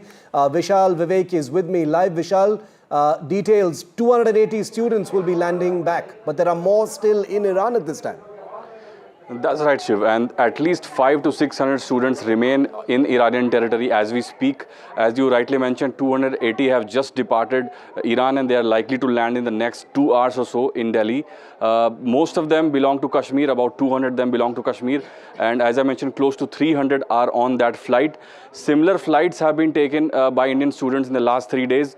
The first one had departed on Thursday night, and similar flights have been following up. At least 2 to 3 more flights have followed that first flight. Several flights and several routes, different routes have been taken. Some flights have also been diverted from Turkmenistan and other places in the Central Asian region, such as Ashgabat as well. So it remains to be seen how deeply affected these students are, because we've been hearing from a lot of these students, and they have been talking about the trauma that they've faced firsthand. They have seen dead bodies, they have seen ballistic missiles landing right across the streets that they are staying at. So these are the kind of stories we've heard. So when they land finally in Delhi, we'll get to know what they have faced there. Okay, Vishal, thanks very much for getting us the latest on this constant stream of images coming in from the conflict zone. We've got images coming in from Iran as well as Israel. That war has expanded. Remember, the Israeli ambassador to India has confirmed to me that more strikes are possible. But here are some new pictures that have just come in from the Israeli Defense Forces that apparently depict missile strikes, undated missile strikes. We're not sure of when this happened, but missile strikes by the IDF F-15 Strike Eagle aircraft on Iranian offensive positions. Again, I want to clarify that we don't know when this happened. Was it before or after the US strikes early this morning? But these infrared images, presumably recorded from a high-flying drone, capture the continuing destruction of military targets inside Iran from Israeli fighter aircraft. In this case, we are told an F-15 fighter has used precision-guided weapons to destroy a series of Iranian aircraft, Iranian military sites. Mohammad Ghazali is with me live. Ghazali, put these pictures into context for our viewers, because there are lots of images coming in from both these countries at this time. This appears to be, a series of images of military targets in Iran being destroyed by Israel. So these are the images which have come now, Shiv, about all those missile launcher sites from where Iran was launching missiles since morning towards Israel. Around 27 to 30 missiles were launched by Iran this morning. And these are the sites where IDF retaliated by destroying all those launch pads from Iran was launching these strikes. And what we are being told is that IDF is destroying all those military launch pads, and it has also managed to kill some of the IRGC forces as well, as per the IDF statement. They have been carrying out these attacks in the western Iran region, in the city of Tabriz as well. But there is no confirmation whether this is the drone launching sites, but missile launching sites are the sites which have been attacked by IDF in these videos, and they have released these images. This certainly shows that though the US President Donald Trump may have claimed that now the attacks will stop on Iran, but Israel is not backing down. They want to completely neutralize Iran's offensive towards their territory. Ghazali, thanks very much. The pictures you see clearly show some kind of launcher truck, probably a ground control center, what appears to be a fighter aircraft of some kind also being destroyed. Again, these are infrared images, which basically record the heat signatures of what is being destroyed, and that's why they're black and white in this manner. They are thermal images rather, and therefore more of these will be coming. Thermal cameras on Israeli drones have been recording the battle damage. So missile sites from where missiles have been launched towards Israel, says the IDF, being destroyed as recorded in these videos. Well, I spoke to Israel's ambassador to India, Ambassador Reuven Azar, just a short while ago. It was the first interview today after that big strike by the United States in Iran. Listen. And joining us live now on NDTV, first and exclusive as part of our rolling coverage, is the Israeli ambassador to India, Ambassador Reuven Azar. Good morning, Ambassador. Thanks for being here on NDTV. My first question to you is, we've just heard and been reporting that Iranian missiles have hit different parts of Israel. There's a high alert across Israel at this point of time. The first retaliatory response from Iran after the US bombing earlier today. Your first words on that? Well, Israel is indeed attacked. We had a barrage of more than 25 ballistic missiles. Israelis are in shelters. We are hearing reports about several hits, despite the fact that the most missiles have been foiled. There happens to be some injured people, so we are bracing and we are basically ready for this attack. It was expected. Israelis were directed to stay in shelters. We knew that this attack may come, and the government will have to decide what to do about it, how to retaliate and when to retaliate.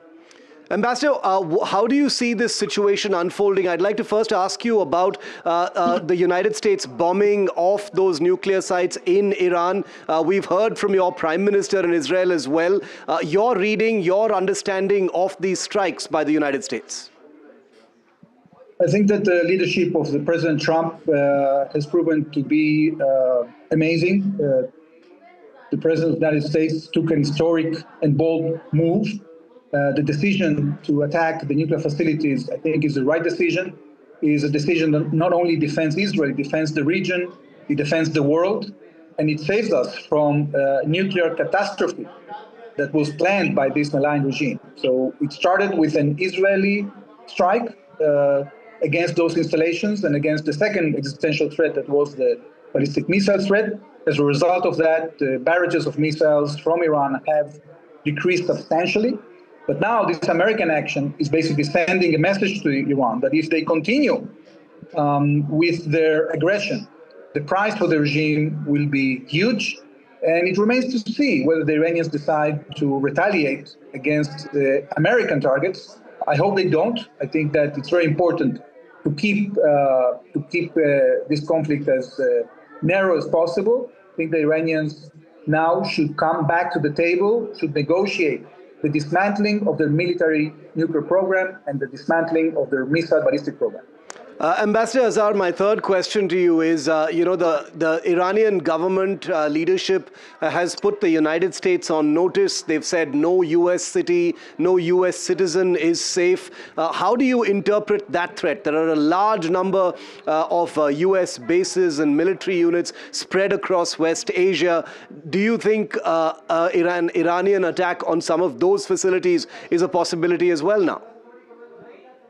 Well, thankfully, Shiv, Israel has decimated and degraded substantially the Iranian capability to retaliate because their stockpile of ballistic missiles has dwindling because of the fact that we have taken all their air defenses and their capability to continue their aggression against the region has diminished.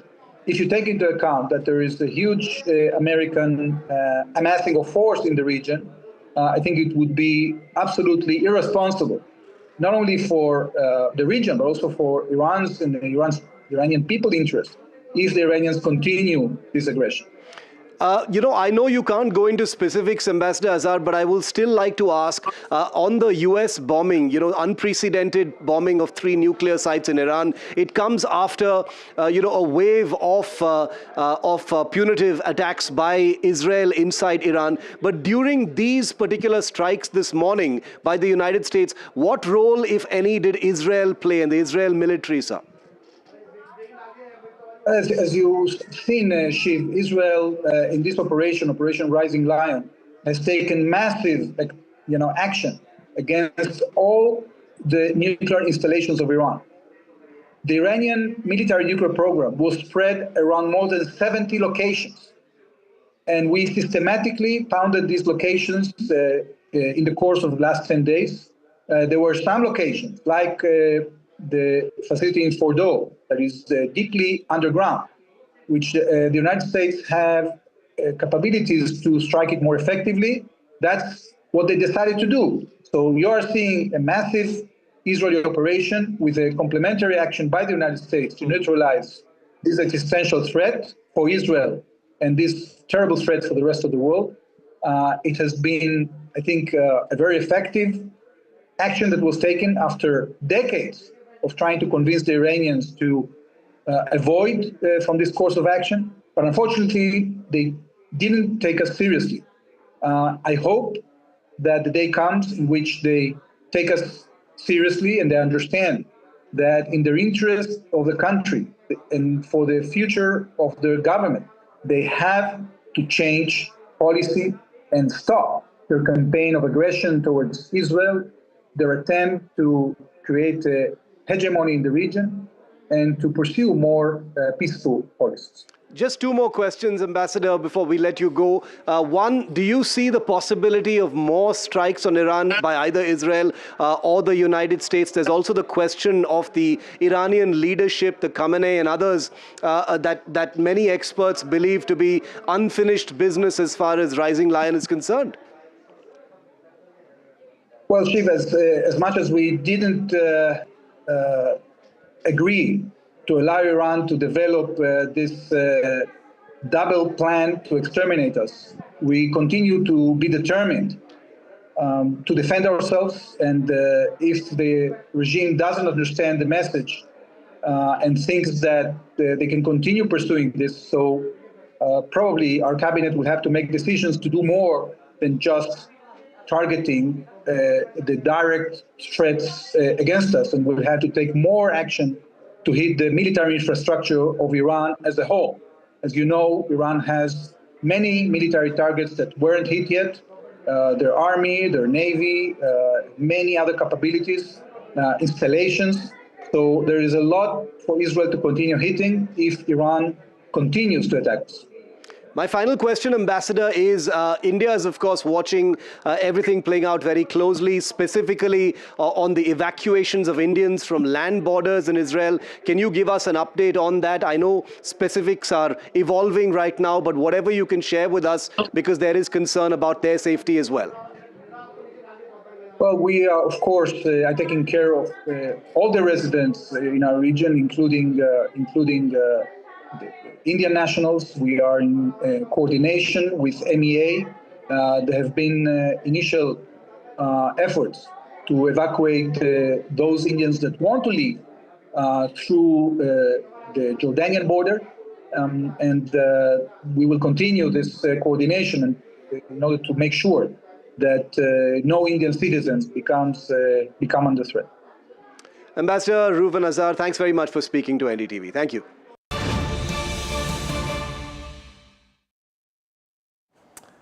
And we've got news coming in here at this time. The Iran-Israel war is getting uglier. Iran, we are told, has just fired its biggest ballistic missile, its most capable ballistic missile at Israel. Iran's ballistic missile is apparently in the air right now. We're reporting this breaking story in real time. Remember those pictures on your screen of the damage that has already been caused by missile strikes from Iran earlier today in response to the US bombing of those 3 nuclear positions in that country. Disha Bagchi from our world team is with us live. Disha, tell us more. Biggest ballistic missile from Iran? Yes, absolutely. Now we're understanding some of the details as to what missiles were used. In fact, just to tell our viewers, it is the Khorramshahr 4 missile, which has the range of 2,000 kilometers, and it has a payload of roughly 1,500 kilograms. And in fact, it is one of the biggest ballistic missiles that in Iran's weapons arsenal. And we in fact also have an uncut from the Iran's military commanders talking about this missile that was used to target key Israeli targets in Tel Aviv and in Haifa and other key regions in Israel. But this is really showing the escalation in this conflict. And in fact, this missile was part of 40 missiles that Iran claims to have launched against Israel. However, from Israel, the numbers that we were getting was roughly 30 missiles. But now Iran has said that they've launched 40, and among them it is the Khorramshahr 4, which can carry multiple weapons warheads. So very interesting developments coming in. All right, Disha, thanks very much for that. The Khorramshahr 4 medium-range ballistic missile, as Disha just told us, has a range of a few thousands of kilometers, and therefore Iran using that weapon, it contains advanced maneuverable warheads, apparently could be the next big escalation. How will Israel respond? we will have to wait and see. Remember, the IDF, like we just showed you, has just put out pictures of Iranian missile sites being destroyed by F-15 fighter aircraft and strike aircraft. So this is an exchange that is now very much in focus. Missiles landing from Iran and missiles hitting Iranian targets from Israel as well. We're taking a very quick break. This big exchange isn't over. It's far from over. Much more coming up on the other side. Stay with our rolling coverage here on NDTV.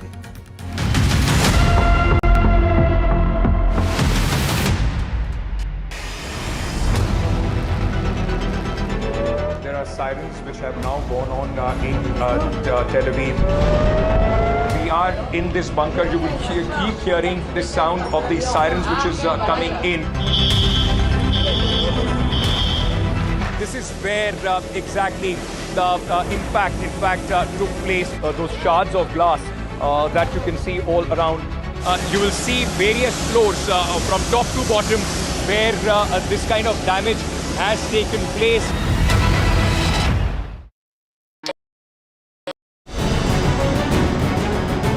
Why was there a hurry? Was it the government that was in a hurry? I don't want to blame anyone. Joining us today here in the NDTV newsroom. The government cannot walk away from this responsibility. Cricket is a region of sort in this country. Would you like to comment on what happened? What is the condition of the injured at this point? How many people died? What exactly happened? You have lost your daughter.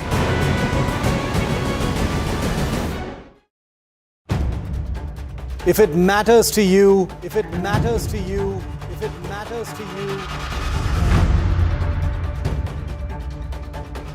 it matters to India. It matters to India. And it matters to me. And it matters to me. India Matters with Shivaru. Only on NDTV 24/7. How often have you turned away from debates that descend into endless fights? We bring you a show where every question is answered, where every debate finds its resolution, where every story finds its conclusion, where opinions collide but facts prevail, where stories unfold with insights and trust. When the noise ends, the last word begins.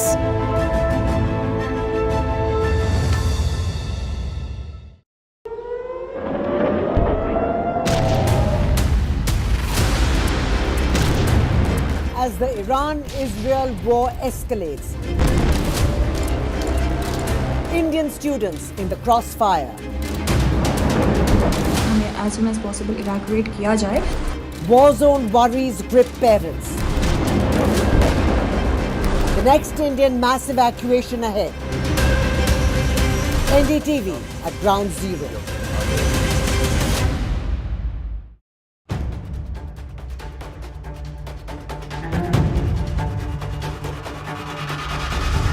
If it matters to you, if it matters to you, if it matters to you,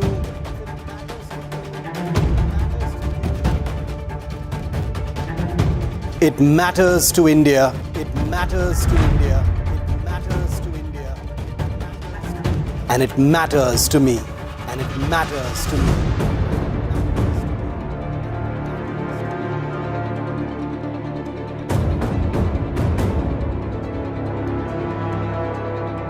India Matters with Shivaru.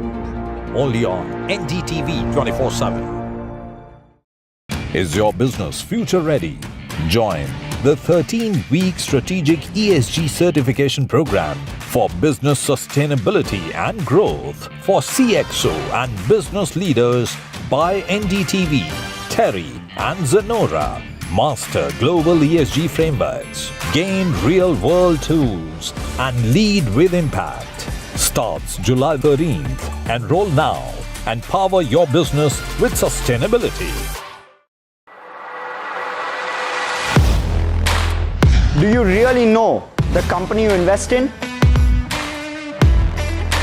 What is the real picture behind presentations and claims? Is the outlook as rosy as the company claims?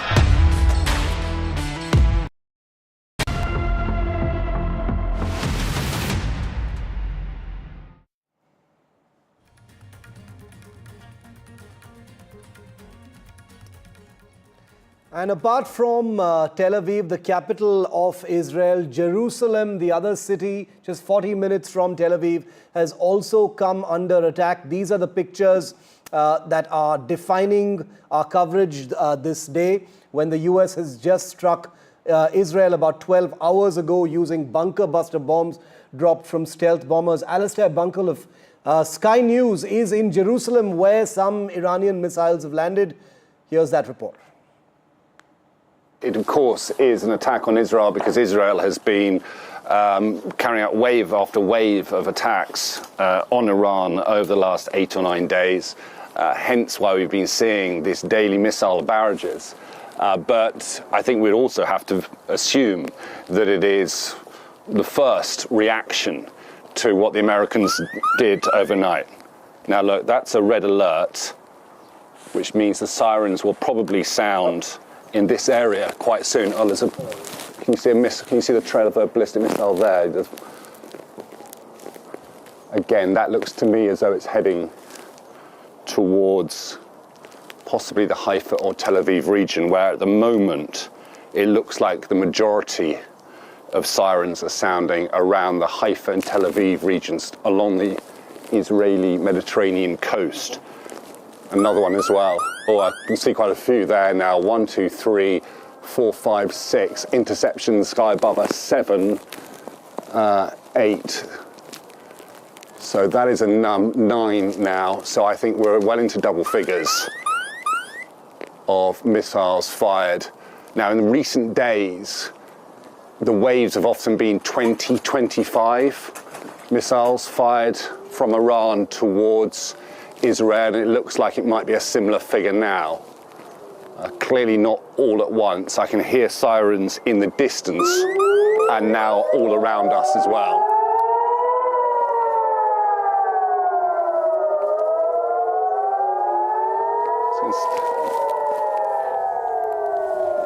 Okay, so sirens sounding in Jerusalem, which doesn't necessarily indicate that Jerusalem is the target of these strikes. The sirens also sound when interceptions are above the city, because the risk of falling debris is very, very great when the ballistic missiles are intercepted quite high up in the sky. Of course, the debris field can cover a very wide area. I'm seeing another trail of a missile there going through the smoke of previous missiles. Still, I would say, all heading towards, broadly speaking, the Tel Aviv region, and we'll hear shortly, inevitably, the thud and rumble of interceptions.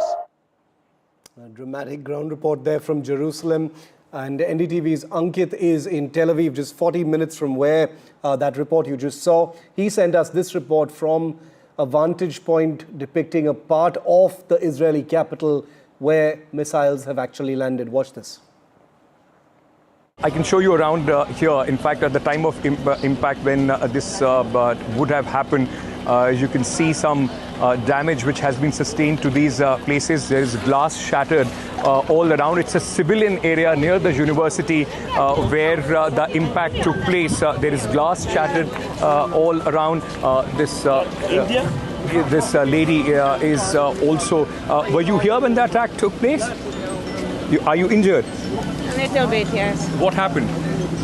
Got cut by the glass? Yeah, I cut by the glass. I was cut by the glass. Flying shards, right? I mean, when it broke. So, you know, this lady was here when this attack, in fact, took place. And what I will show you, those shards of glass that you can see all around at this moment. So this is one of the areas where the impact has taken place. There are shops around in this area, and we are near the university. And on the other side, you would also see, the work going on as far as the the security agencies and heavy earth-moving vehicles also there. That's the building where I can also see broken glass all across where we are reporting from, which is now being completely shut off. Okay, what I will do, I will just ask Ricky to just show you on the floors, the higher floors of that building behind me, that you would see some damage as far as the building is concerned, some broken windows in that building as we speak. So this is the civilian area where this impact of the attack happened just a short while back. Massive security also. I can see some people in fact moving with their baggage possibly to some safer places, but at this moment this is the situation here in northern Tel Aviv, and where we are reporting from that the civilian areas have been damaged. Now, as soon as the attack happened, and this is how quickly the emergency services have reacted to this, I can see a bank. This is a bank building, and where you see the flag of Israel, the entire glass, it has been shattered there.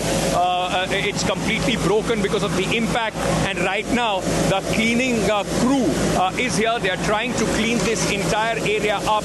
We are bringing to you this news report right from northern Tel Aviv, and this is the capital city where the impact has in fact taken place. Behind me you can also see the entire cleanup which is going on as we speak. This is a bank which has been impacted in this, and all around as well. There are security agencies, people, those who are in fact trying to assess the whole situation.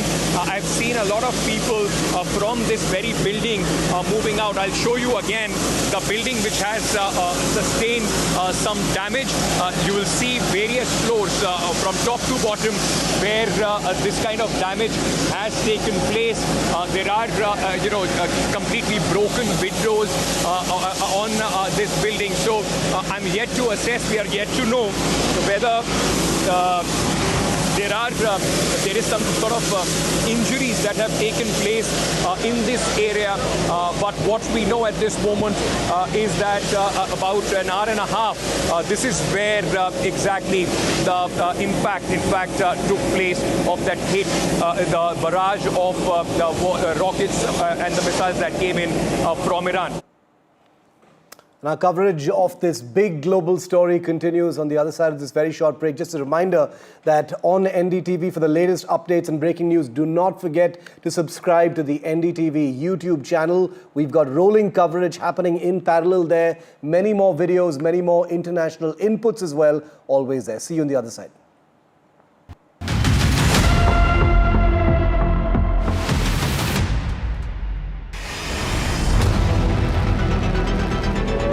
Sirens which have now gone on in Tel Aviv. We are in this bunker. You will keep hearing the sound of these sirens which is coming in. This is where exactly the impact, in fact, took place. Those shards of glass that you can see all around. You will see various floors from top to bottom where this kind of damage has taken place.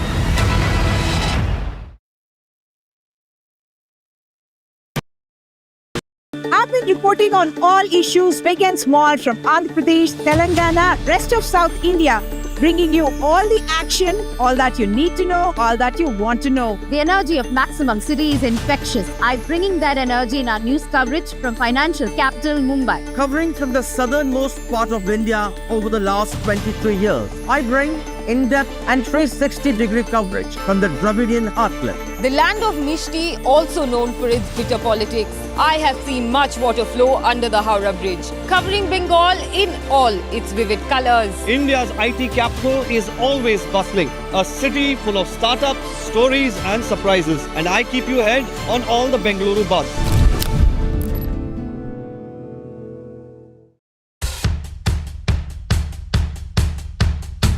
The markets move fast.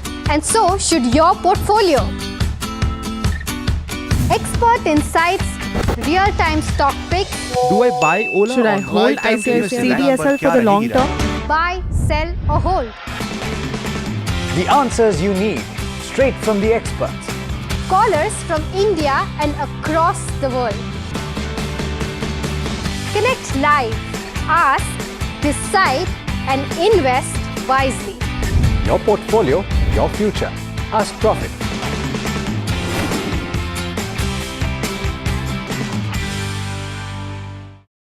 In today's interconnected world, India's voice is more crucial than ever. When India speaks, the world listens. At NDTV World, we are that voice, bringing you intelligent and insightful news from India and beyond. From geopolitics and diplomacy to economic shifts, migrations, tech disruptions, and the stories of our diaspora. We cover the news that shapes our global future.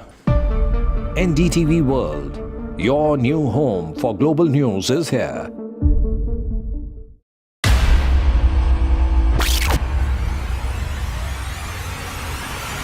The last 1 month, if you see, the share prices of Genzol Engineering has fallen more than 58%. Why are the rating firms calling the debt payments as default? We have two credible credit rating agencies on March 4th coming and downgrading the stock to D. Statements are consistently being proven wrong, and transactions are being taken place which are different from what they were originally pictured to be. The company claimed it would roll out 6,400 electric vehicles. But what it has rolled out is a shocking scam. Funds meant for the project were funneled allegedly back to the promoters, the Jaggi brothers. What did the money buy? Not EVs, of course, but a lavish flat in Gurgaon's luxurious DLF Carmelias.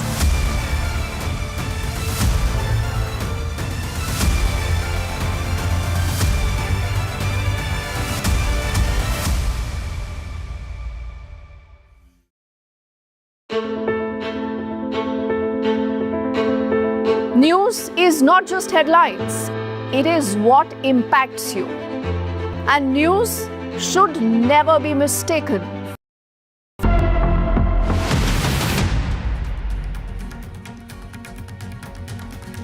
US enters war with Iran. Trump bombs Iran's top 3 nuclear sites. Israel bombs Iranian missile launchers. IDF releases video hitting Iranian targets. Iran retaliates, fires missiles at Israel, multiple cities. And the Ben Gurion airport in Israel has been hit. Iran says fired the biggest ballistic missile at Iran. NDTV reports from the war zone. NDTV shows the impact of Iranian strikes on Israel, where residential areas have been targeted in several cities across Israel. NDTV's Ankit Tyagi getting us the details from Ground Zero. World leaders react to America's strike on Iranian nuclear sites. The UK Prime Minister Keir Starmer says Iran must come to the negotiating table. Saudi Arabia says that they are closely tracking the developments in the region. Japan calls for de-escalation in the region. Israel's ambassador to India tells NDTV that more strikes are likely soon and assures a safe passage and evacuation of all Indians in Israel.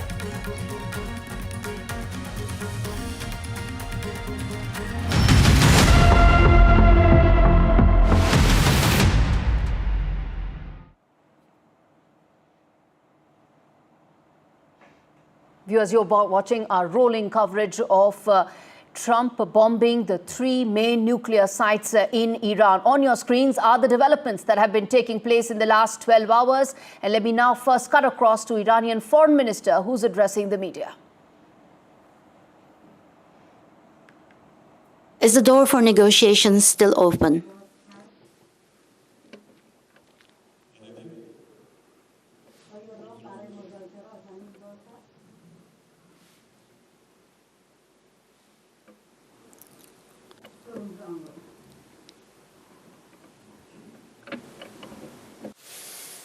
Interpreter, please speak. Can you hear me, sir? Can you hear me, sir? In the English channel, can you hear me? Translate real quick for my colleague.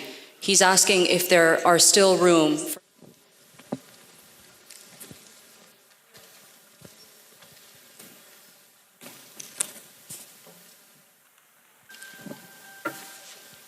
Bismillah ar-Rahman ar-Rahim. Very good morning to you, ladies and gentlemen. I'm so glad to be with you this morning. Actually, we invited you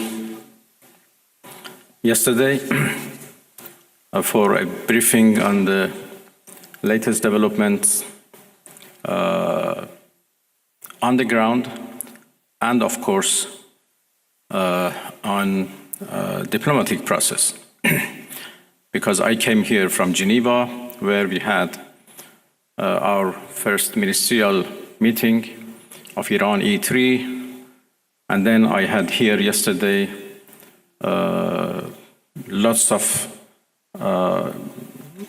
useful, important meetings with the foreign ministers of our region, and we discussed about different initiatives and ideas existed for a peaceful settlement of this question. But as all of you know, we suddenly faced with the aggression by American forces to our nuclear facilities. The Islamic Republic of Iran condemns in the strongest terms the United States' brutal military aggression against Iran's peaceful nuclear facilities.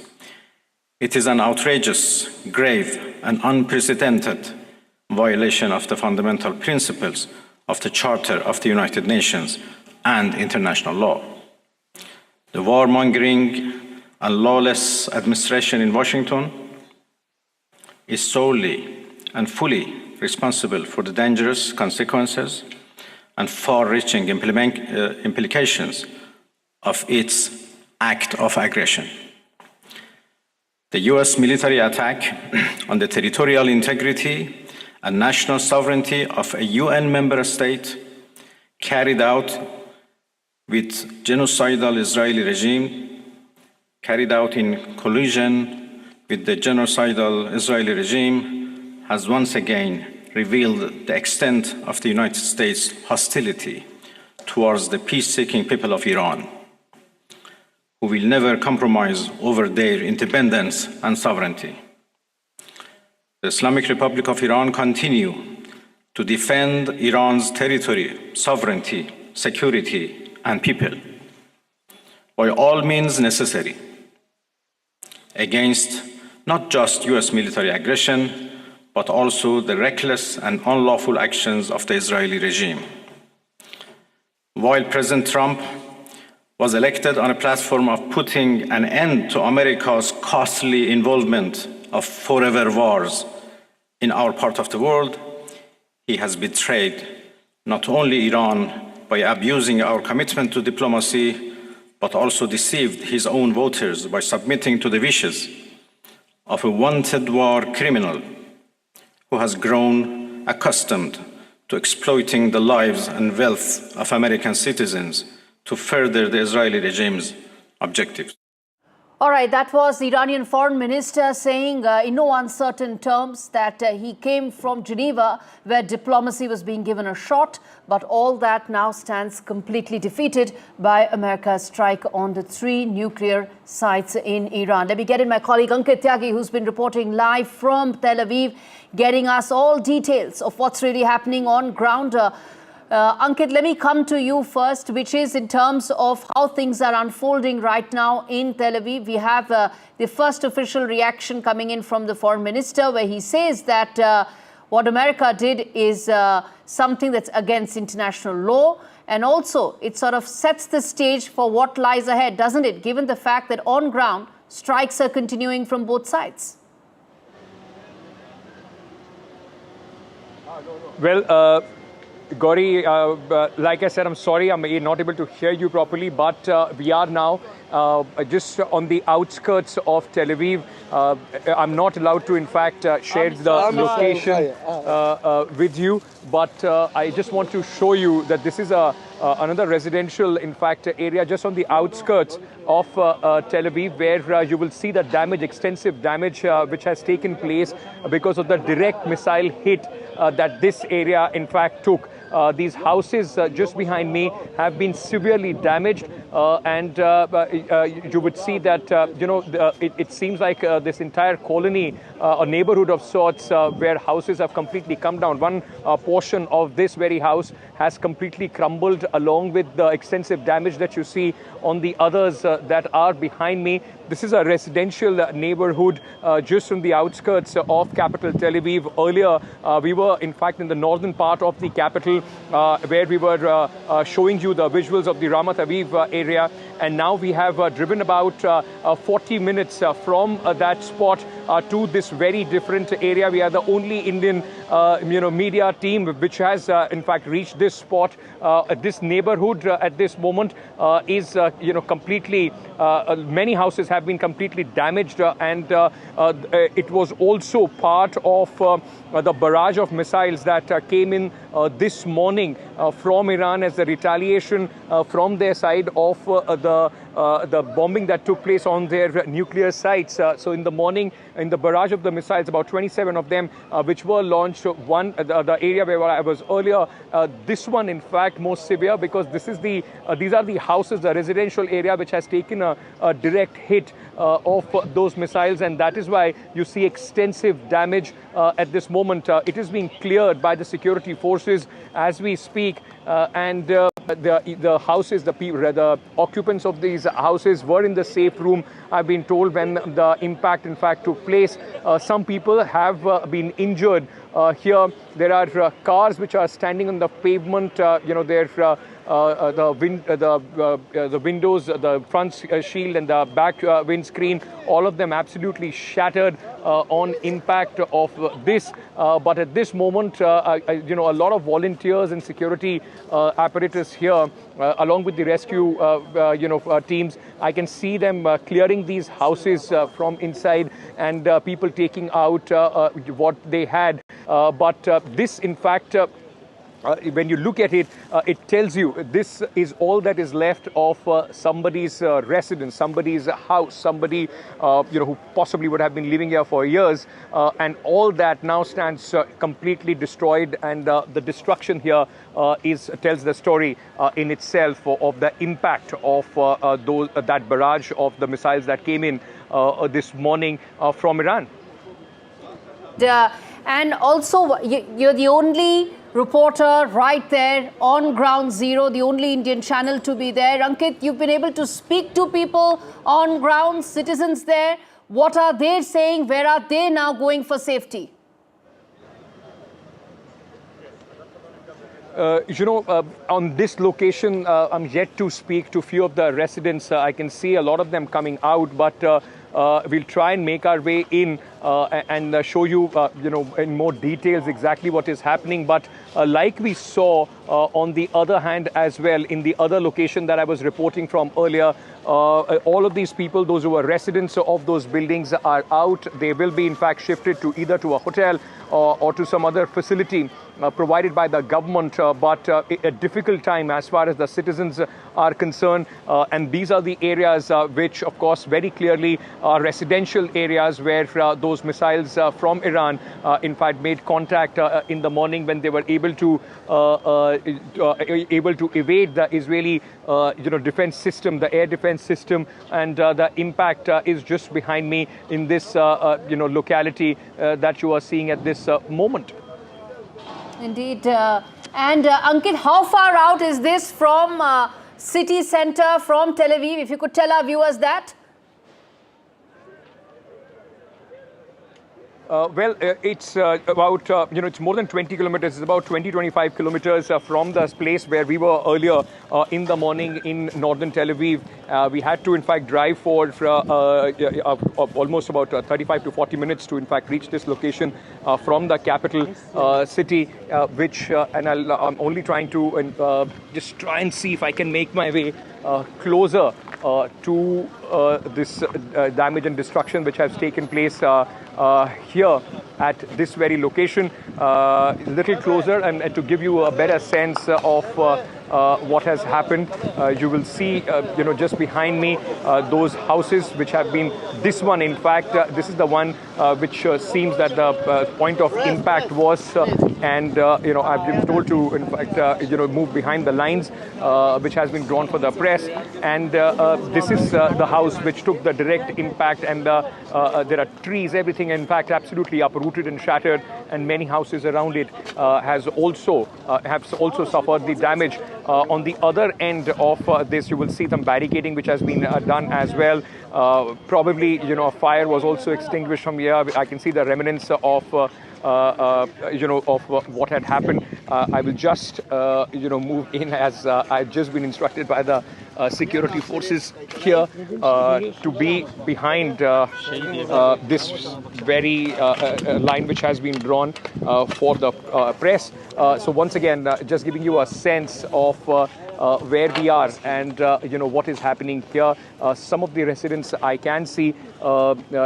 Ricky, we'll try and make our way under that tree so that at least we can see from there. Okay, so as we make our way, a lot of residents, in fact, moving out of this place. As I showed you on the earlier location as well, you would see behind us those tents which have been put up for the people, those who have been impacted. Now, let me also show you these visuals of these cars which have been absolutely damaged, because of the impact that took place here. Both these cars absolutely shattered, probably from the debris which flew in from this impact. You would see both these cars. They're absolutely shattered. Their windscreens completely shattered, and also look at the extensive damage which they have taken from the hit that happened this morning. We are also a little closer on a different angle and try and show you this neighborhood, which is a residential neighborhood. All these houses, a couple of decades old houses, which have taken these impacts. Is also a suburb which is an upper middle class kind of a suburb, influential people here. That's where the strike, in fact, the strike took place early this morning. Let me once again reiterate for our viewers, you are only seeing these visuals on NDTV in India. We are the only channel who are reporting from the outskirts of Tel Aviv, where this strike has taken place. The other residents, in fact, the impact was so huge. I can see on the other side also some buildings which have sustained damage, some cars which have also been damaged. So it must have been because of the shock waves and the impact of the missile here that those buildings have also suffered the damage. But this house seems to have taken a direct hit, and it's completely collapsed. This house has been completely collapsed. Remember, in Israel, it is mandated that you have to make that small room, in fact, the shelter, the bomb shelter inside your house. There has to be a room in your house as well. It is mandated when you are making any sort of construction. So the assumption is that when the point of impact, hopefully the residents of this place were in that safe room. And what we have also been told that overall in Israel, since the morning of this barrage that took place from the Iranian missiles, about 85 people have been injured. Nobody, fortunately has been severely injured, and they are being given treatment. But it's amazing that every time I turn around to see on a place, I find the remnants of what had happened. There are a few other cars standing in a distance, which are also completely damaged from here. So this is about 35-40 minutes from the capital city, Tel Aviv. We are on the outskirts of the city, and this is also a suburb, a neighborhood where this missile impact took place early this morning. And this house, which has completely come down, tells the story of the suffering that the occupants of this house, the owners of this house, had to go through, Gauri. Absolutely. Ankit, that's the kind of devastation that is being seen there from the Iranian missiles. Final question to you. I know bandwidth is an issue. Final question. Iran launched its biggest, heaviest ballistic missile, Khurramshahr 4, indicating that it's willing to escalate this further. Have you been able to speak to anybody in terms of preparations for what lies ahead?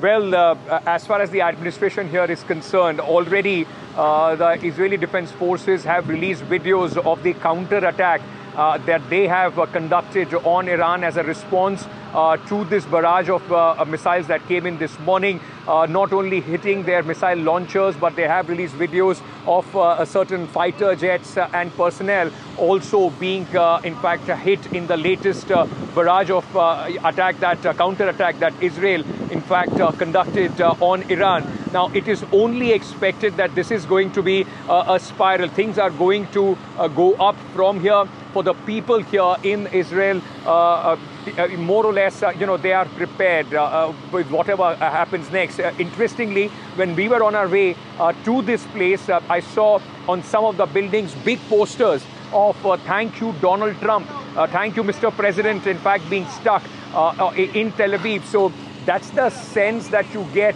from the people that after United States launched that attack on the nuclear sites I will have to interrupt Iran, you there. Ankit, I will have to interrupt you there because I want to address breaking news coming in right now. All right, Prime Minister Modi has spoken with the Iranian President Masoud Pezeshkian, and he's put that out on social media handle, saying that we discussed in detail about the current situation, expressed deep concern at the recent escalations, reiterated our call for immediate de-escalation, dialogue and diplomacy as the way forward and for early restoration of regional peace, security and stability. So that's the big breaking news coming in right now. Prime Minister Modi has spoken to Iranian president and said dialogue and diplomacy is the way forward here. So Prime Minister Modi reaching out, saying that this is not the time of war, something he said in the past as well. Once again reiterating that dialogue and diplomacy is the only way that this present situation can be resolved from here. Diplomacy, does it have a shot, remains to be seen. But Prime Minister Modi has thrown his weight behind the fact that at the end of the day, discussion and diplomacy is the only way that this present situation can be resolved. Let's get in Mohammad Ghazali joining us for more on this. Ghazali, extremely important and significant. Prime Minister Modi reaching out and saying this is, I'm paraphrasing here, something he said in the past also, that this is not the era of war. Yeah, and first intervention by Indian Prime Minister as this war enters 8th day.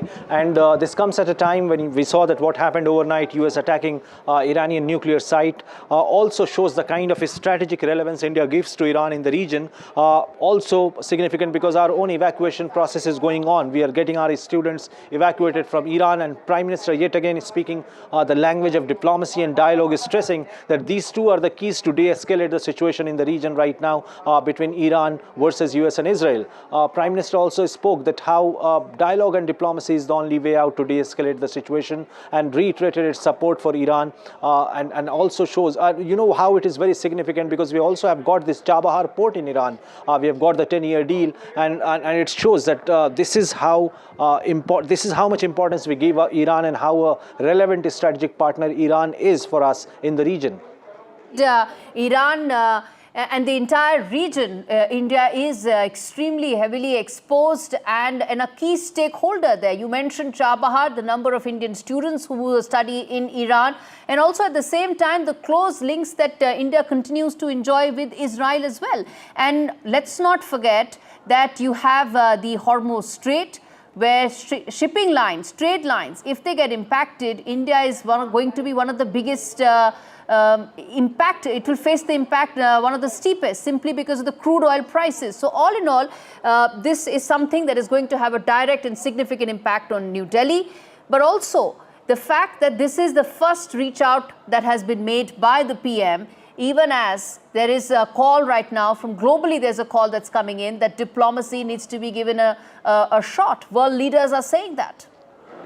Yeah, Gauri, but if you see the difference between the language of Prime Minister Modi and rest of the Western leaders is that the rest of the Western leaders are calling Iran to sit for negotiations. They are calling Iran to de-escalate. But Indian Prime Minister has not specifically told Iran to de-escalate, but it is a genuine message, a general message to both the parties. If you see what EU President has said, if you see what the UK's Foreign Minister, UK's Prime Minister and other diplomats from the Western world are claiming, is that they are only talking and asking Iran to go for negotiating table, and that is why Iran's foreign minister has also reacted, saying that we were already on the negotiating table. That is when Israel and US blew the diplomacy by attacking us. But Indian Prime Minister has not taken that tone. He's only asking that both the parties should de-escalate the situation. That is when dialogue and diplomacy is needed to restore the situation in Middle East. That's a very important aspect that you're highlighting, Ghazali, that India stands for peace, for diplomacy, for dialogue, and is the only country to be able to have those kind of links both with Iran as well as Israel. So our position is not like what it is for some of the other G7 countries, where they've blamed it squarely on Iran and asking it to try and come down from its position. That's a very important aspect that you're highlighting. But Prime Minister Modi is saying that at the end of the day, dialogue needs to be taking place with both sides coming on the table. And I think that's the single most important aspect of this conversation. Now, also, Ghazali, as we wrap things up and as we move ahead, finally, I want to ask you, this comes at a time when India continues to have back-channel lines of communication for its Indian nationals as well in this entire region.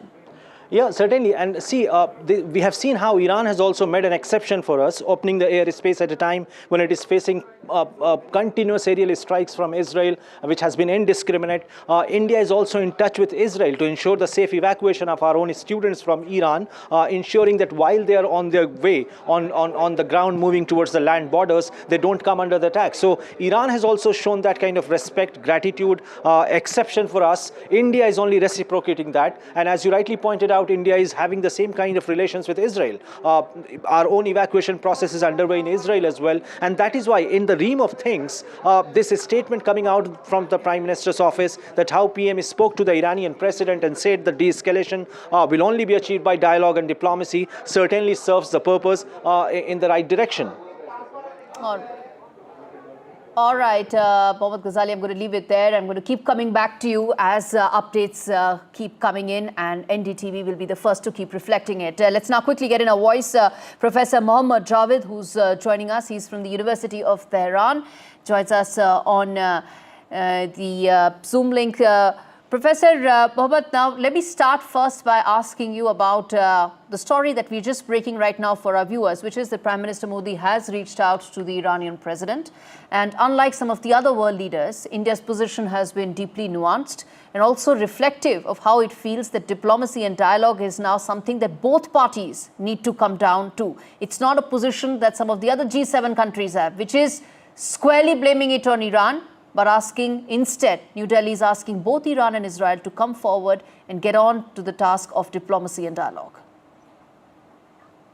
Hello, thank you very much for your report.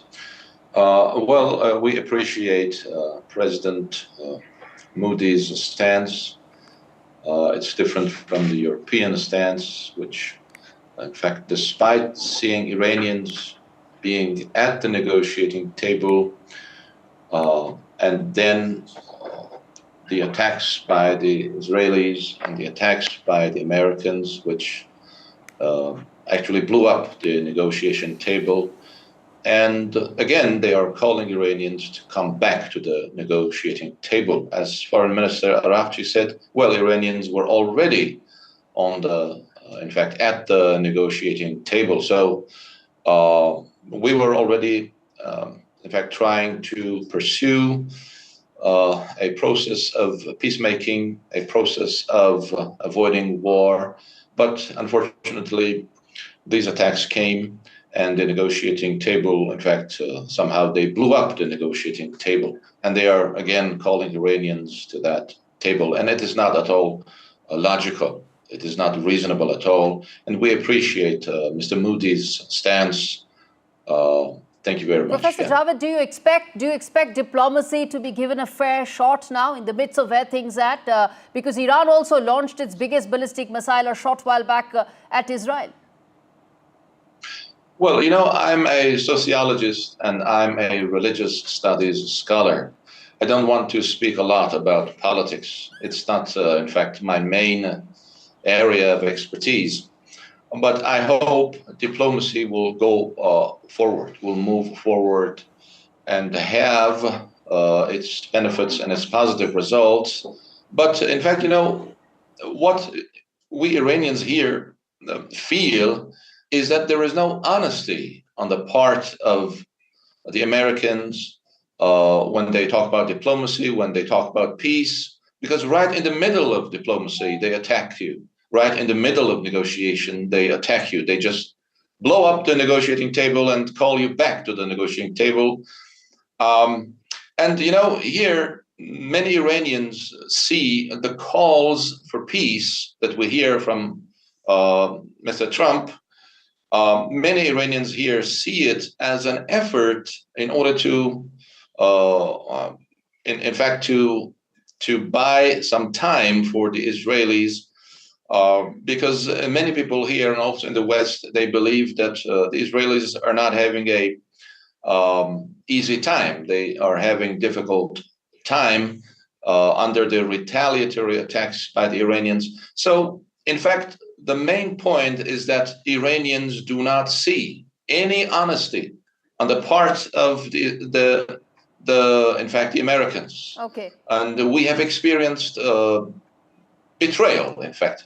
We were in the middle of the negotiation, and we experienced a stark betrayal of the process that they themselves had suggested. So, you know, the main point is that nobody feels, in fact, honesty on the part of the Americans.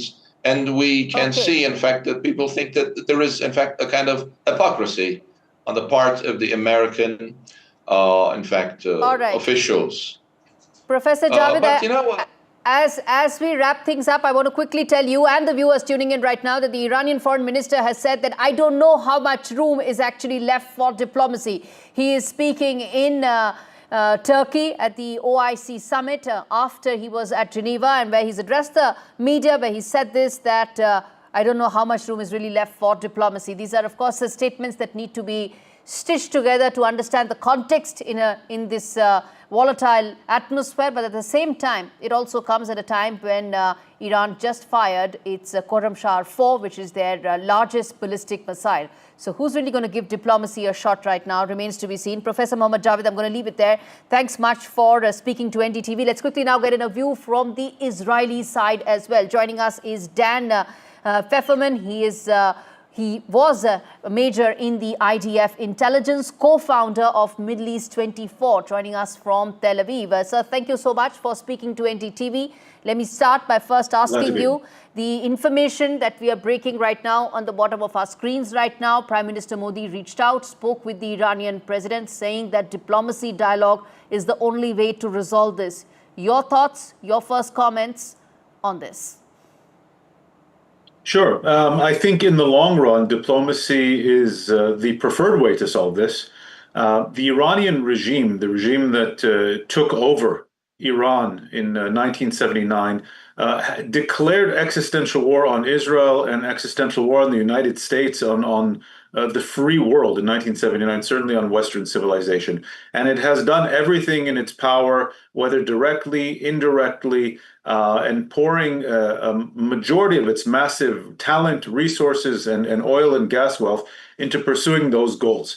One of the key elements of achieving that goal is a nuclear weapons program and the means to deliver it, which Iran has also been developing aggressively for the last 20, even 30 years. Israel has long preferred as has the United States, a diplomatic solution that verifiably ends Iran's nuclear weapons program and its ballistic missile program, which will immediately and directly threaten Israel's existence, but ultimately also the United States and really the West and the free world here. And so any kind of diplomacy, yes. And I listened to your previous guest coming out of Iran, any kind of diplomacy that Iran has been doing up till now was really just a cover to buy time for Iran to continue developing these programs under the guise of playing along with the international regimes and international institutions, but not really having any kind of commitment, not to peace and not to actually rolling back its program. Okay. That's why Israel finally decided to take action and the US joined it finally. Okay, let me come in there, sir. I want to ask you, as someone who understands the weaponry used here very well, I want to understand from you the Khorramshahr 4 missile that has been launched by Iran, shot a while back, the largest ballistic missile that it has. How do you see that? The kind of devastation it would have resulted in, destruction it would have resulted in Israel. Is Israel prepared for it? What's the steps that it's taking to ensure that if that is the extent at which escalation is going to take place, how will it be better prepared to respond? As we can see from this morning's missile barrage on Israel, some 40 missiles, 25 of which made it into Israeli airspace, and a number of which actually landed in civilian areas and destroyed an apartment building, a massive apartment complex. These are dangerous weapons that Iran has been pointing and shooting at civilian populations in Israel. I think it's worth pointing out that Iranian proxies since October 7th have been firing on civilian populations nonstop, whether from the south or whether from the north or whether from Yemen. Iran on 2 different occasions launched 200 and 100 ballistic missiles at Israel, and these are launched primarily at civilian population centers. Since the last week, when Israel decided to preventatively take out Iran's nuclear program and missile programs, Iran has launched some 100, maybe more, maybe 200 ballistic missiles at Israel, and a number of those have managed to make through. A number of over 20 Israeli civilians have been killed. Almost all of these strikes are aimed at Israeli civilian population centers, and they cause massive damage. Israel has the most advanced missile and rocket defense and alert program in the world. Unfortunately, we have to, which first of all detects incoming strikes. It warns civilian populations to take cover. Because Iran is so far away, we have 10 minutes in fact, to take cover. I'll tell you what, Dan, we spoke with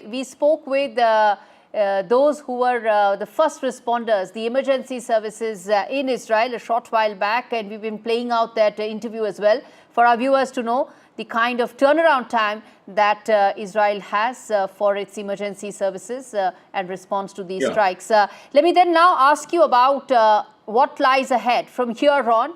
While there's clamor for diplomacy to be given a shot, I want to understand from you, how do you see this now panning out going forward? If Iran, some of the commentary that's come in, the foreign minister also said that we had to attack, we had no option but to attack, and we have to respond in the wake of the heavy ballistic missile that it has hit out. What do you think could be the next couple of options that Israel has in front of it in the event that Iran is looking to escalate this further? Sure. At this point, I think we're not talking about Israel and the United States, because the United States decided for its own interest to join the Israeli preventative strike on Iran's nuclear program. Iran really has 3 choices here. The first choice would be to go along with the end treaty of President Trump, who is calling now for Iran to return to the negotiating table. And this is to return to the negotiating table from a place of clear American and Israeli strength. Iran took a massive hit, but these are pinpoint hits, and it must be stressed time and again. While Iran targets civilian population centers in Israel, Israel and the United States have specifically targeted the nuclear program, the missile program, and only things related to Iranian military installations.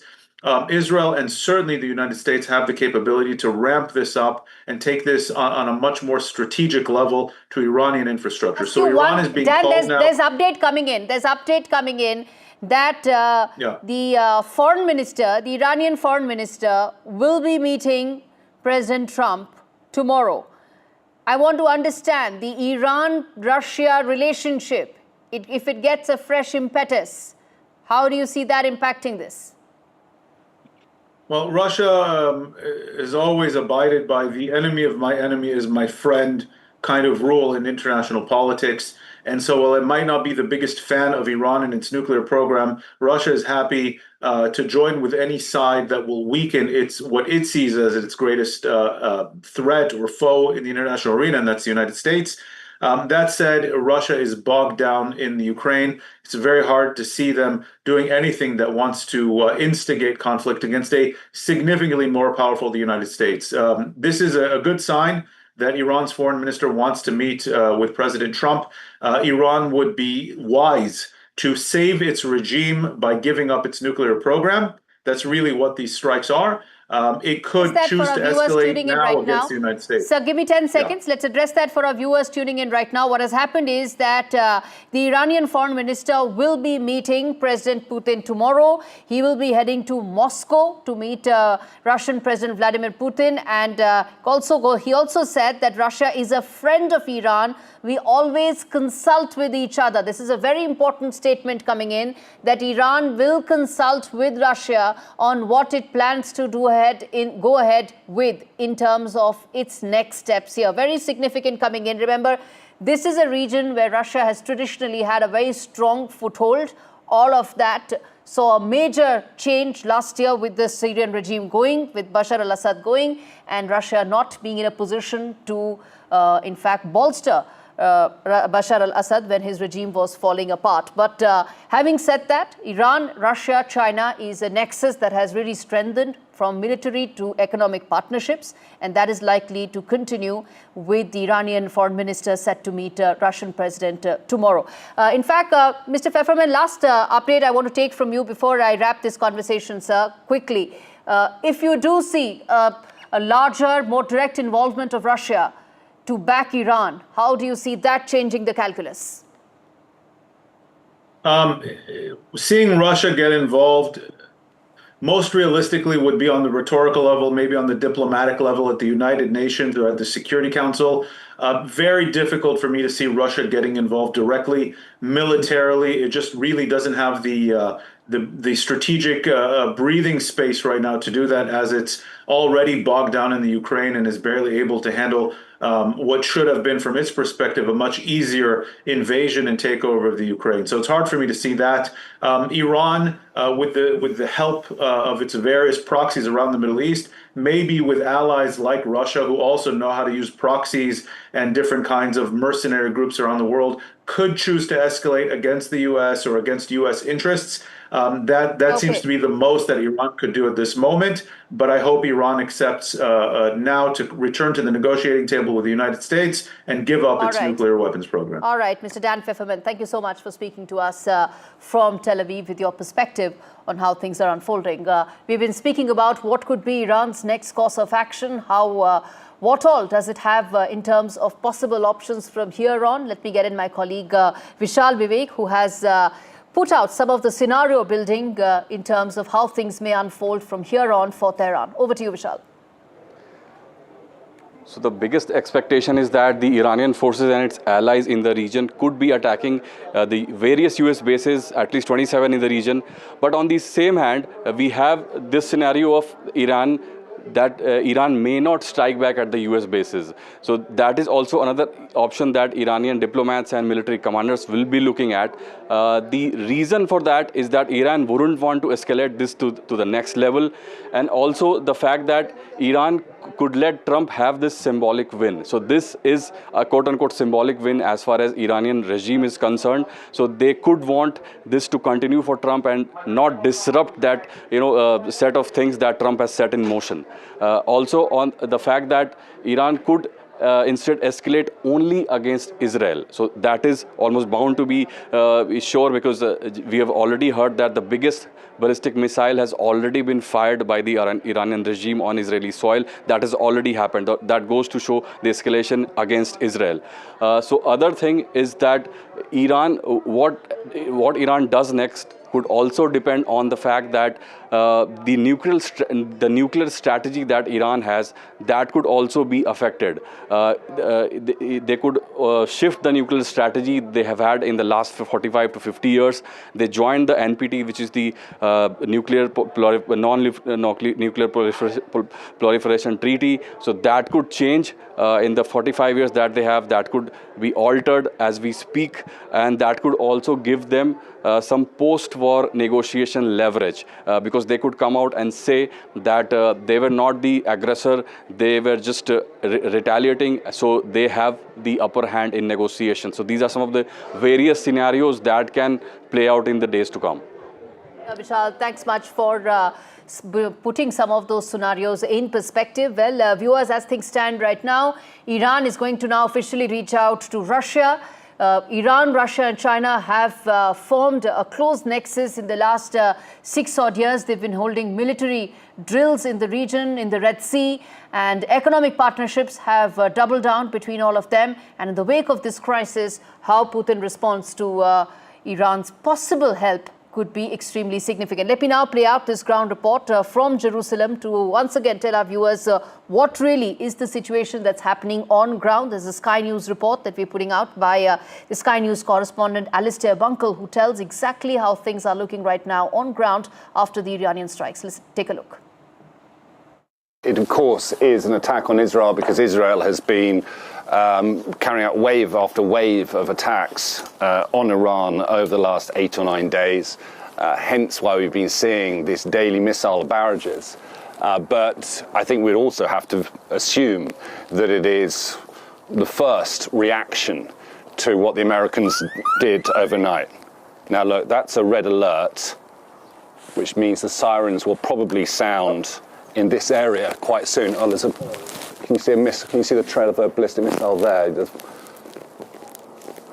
Again, that looks to me as though it's heading towards possibly the Haifa or Tel Aviv region, where at the moment it looks like the majority of sirens are sounding around the Haifa and Tel Aviv regions along the Israeli Mediterranean coast. Another one as well. Oh, I can see quite a few there now. 1, 2, 3, 4, 5, 6. Interception in the sky above us, 7, 8. So that is a 9 now. So I think we're well into double figures of missiles fired. Now, in recent days, the waves have often been 20, 25 missiles fired from Iran towards Israel, and it looks like it might be a similar figure now. Clearly not all at once. I can hear sirens in the distance and now all around us as well.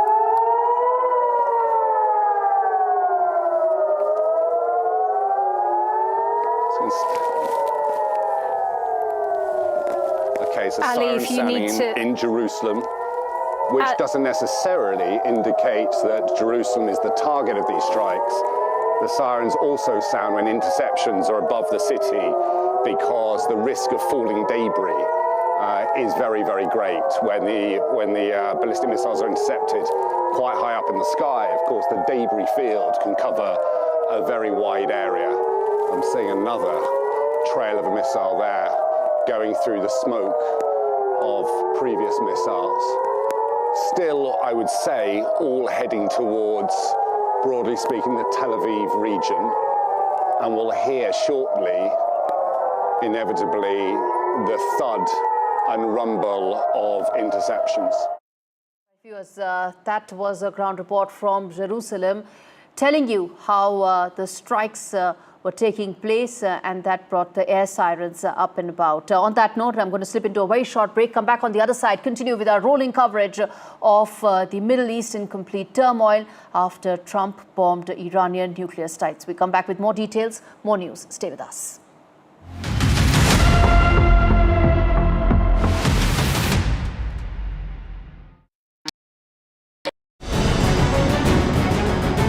Why Why was there a hurry? Was it the government that was in a hurry? I don't want to blame anyone. Joining us today here in the NDTV newsroom. Government cannot walk away from this responsibility. Cricket is region of sort in this country.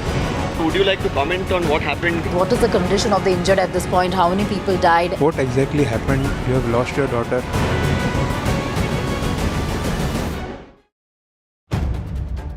If it matters to you, if it matters to you, if it matters to you,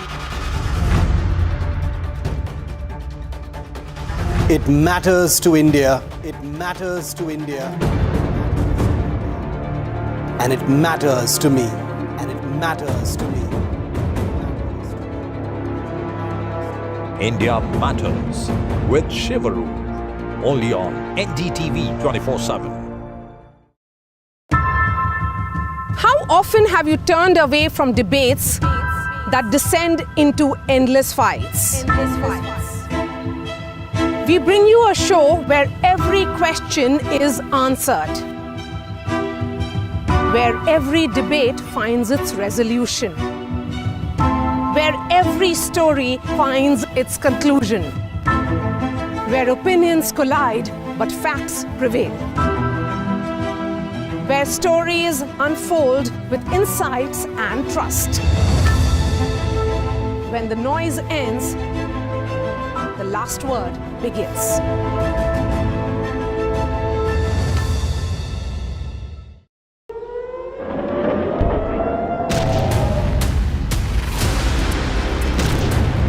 As the Iran-Israel war escalates, Indian students in the crossfire. As soon as possible evacuate किया जाए. War zone worries grip parents. The next Indian mass evacuation ahead.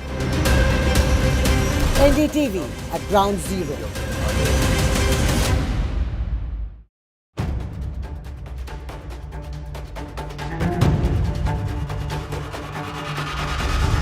If it matters to you, if it matters to you, if it matters to you,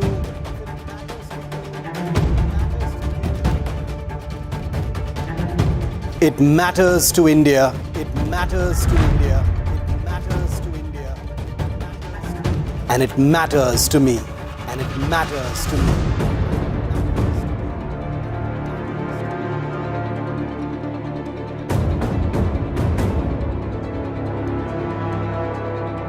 India Matters with Shivaru, only on NDTV 24/7. Is your business future ready? Join.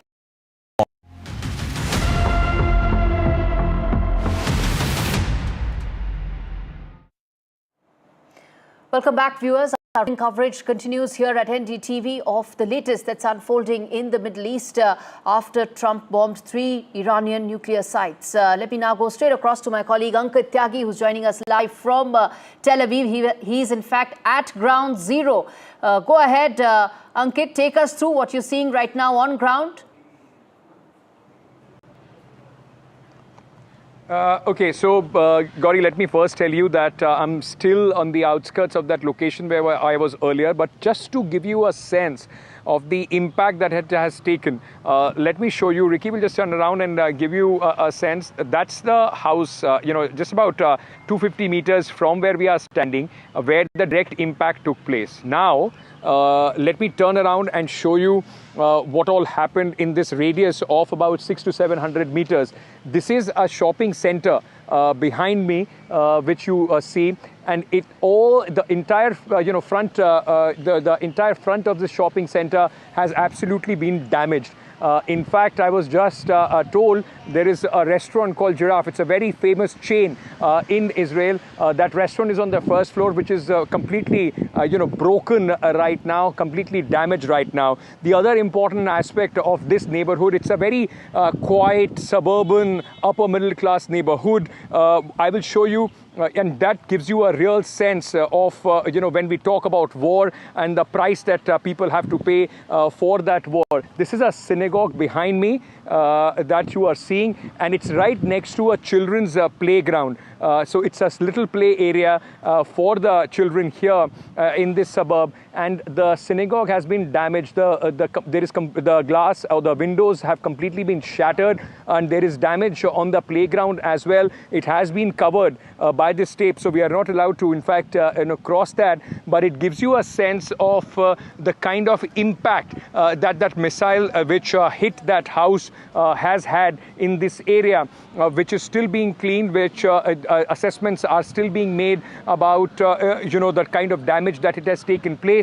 With one house where the direct hit took place, that has completely been torn apart, absolutely destructed, and the other one right next to it is also has taken quite a hit, quite severely damaged. But the entire radius is about 700 to 800 meters, coming to this shopping center as well, which is at this moment, in fact, being cleared of the debris from all across to the synagogue and the areas around it. This gives you a real picture of the civilian areas which have come under attack in the latest barrage from Iran this morning. The total number of injured have gone up to 85, including about almost a dozen which were injured in this area. Thankfully, none of them critical. But at this moment, Israel, there is a heightened sense of tension in the country, expecting more barrage from Iran. Since the morning, the developments have taken place. Indeed, I'm going to leave it there.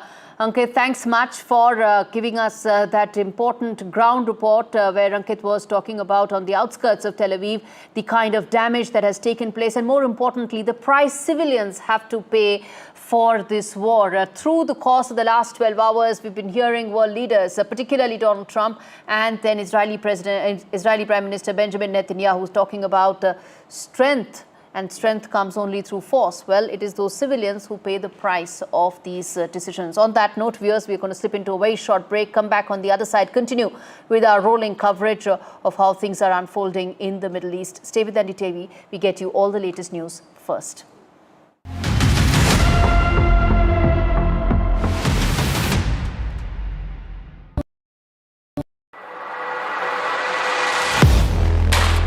Do you really know the company you invest in? What is the real picture behind presentations and claims?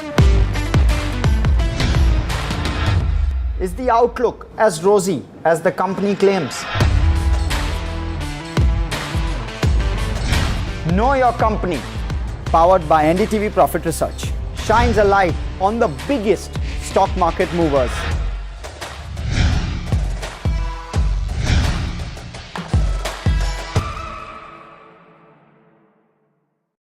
I've been reporting on all issues big and small from Andhra Pradesh, Telangana, rest of South India, bringing you all the action, all that you need to know, all that you want to know. The energy of maximum city is infectious. I'm bringing that energy in our news coverage from financial capital Mumbai. Covering from the southernmost part of India over the last 23 years, I bring in-depth and 360-degree coverage from the Dravidian heartland. The land of Mishti, also known for its bitter politics. I have seen much water flow under the Howrah Bridge, covering Bengal in all its vivid colors. India's IT capital is always bustling, a city full of startups, stories and surprises. And I keep you ahead on all the Bengaluru buzz.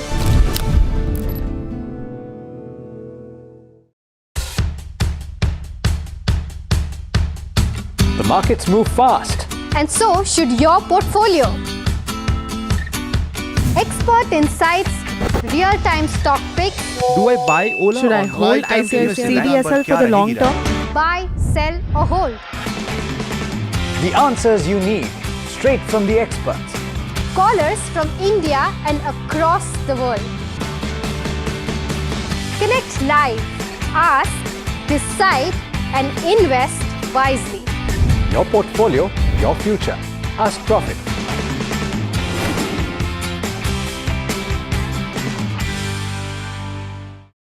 In today's interconnected world, India's voice is more crucial than ever. When India speaks, the world listens. At NDTV World, we are that voice, bringing you intelligent and insightful news from India and beyond. From geopolitics and diplomacy to economic shifts, migrations, tech disruptions, and the stories of our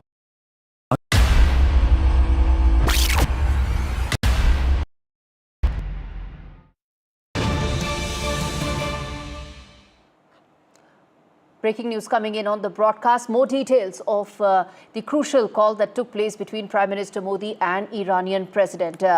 Details are emerging which says that the call came from Iranian President Masoud Pezeshkian, and it came in the wake of the American attack on Iranian nuclear facilities.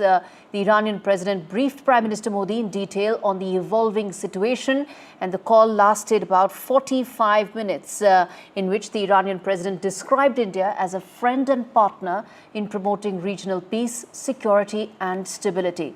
The Iranian president thanked Prime Minister Modi for India's position and called for de-escalation, dialogue and diplomacy. India's voice and role was important in restoration of the regional peace and stability in this entire conflict. That is an important detail that's coming in terms of details that are emerging of the phone call that took place between Prime Minister Modi and Iranian president. All right, a quick break. We return with more stories on the other side. Stay with us.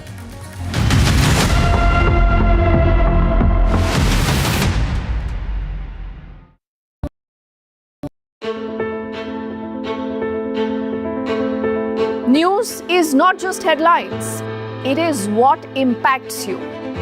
And news should never be mistaken for noise. What matters is the reality. Accurate, in-depth, and with the right perspective. For over 20 years, I have been a journalist, and never has clarity mattered more than now. At Newsnight, we go beyond the surface. We dissect the details, challenge the narratives, and bring you the unparalleled clarity you deserve in a world clouded by misinformation. We are bold, we are direct. Newsnight, for the news in your interest. Only on NDTV 24/7.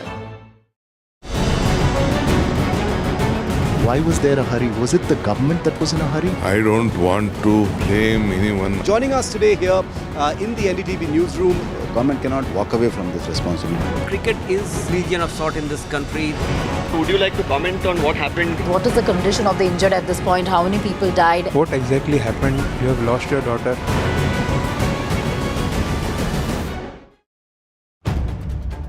If it matters to you, if it matters to you, if it matters to you, it matters to India. It matters to India. And it matters to me. And it matters to me. India Matters with Shivaru, only on NDTV 24/7. How often have you turned away from debates that descend into endless fights? We bring you a show where every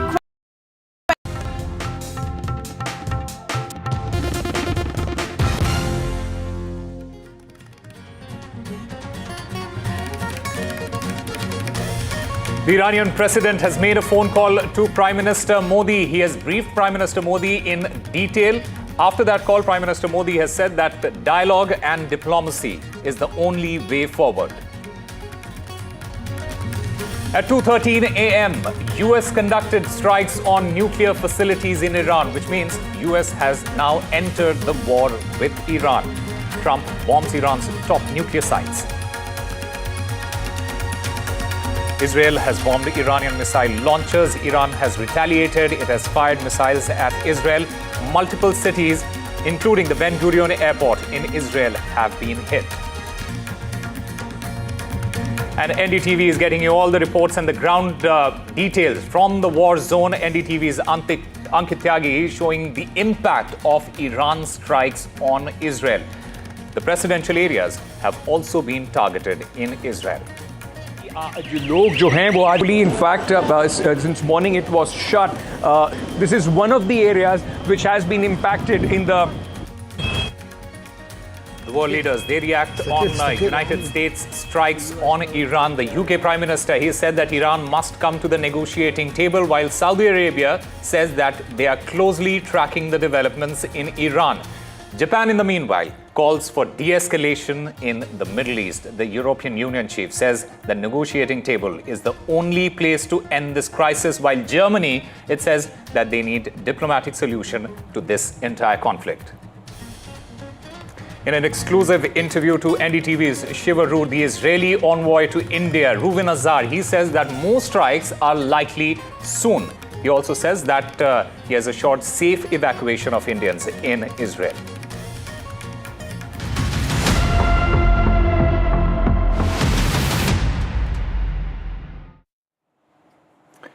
Hello and welcome. You're watching NDTV 24/7, and this is our rolling coverage of this ever-escalating war between Israel and Iran, and now the entry of United States in this escalation last evening. And these are the first images, first images of the missile impact at Fordo, and as United States has bombed Iran's Fordo nuclear sites.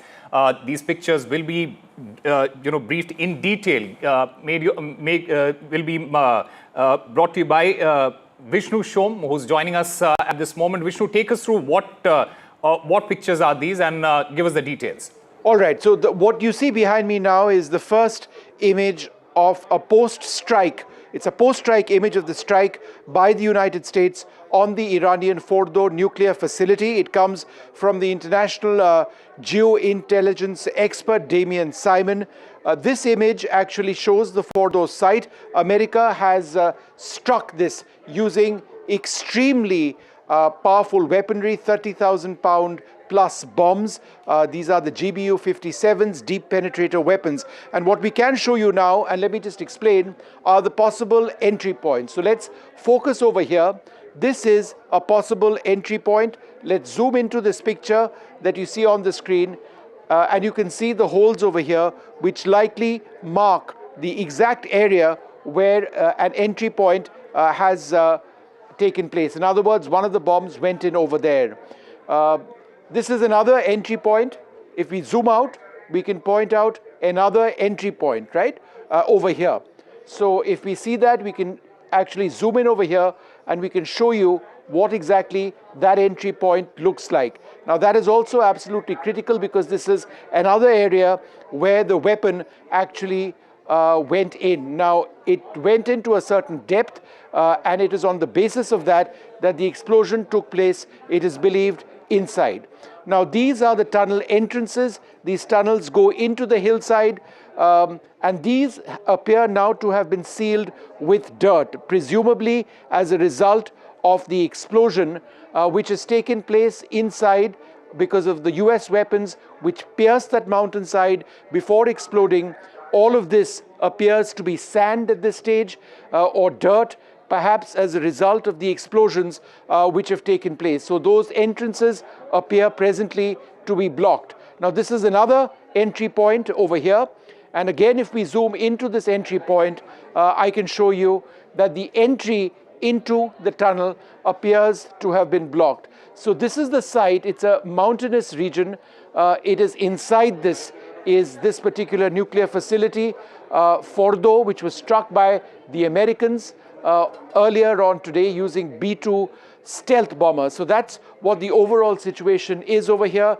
This is, and it's been brought out by the international geoint expert Damian Simon, possibly the first publicly released image of the impact of the US strike on one of the 3 Iranian nuclear facilities which was struck.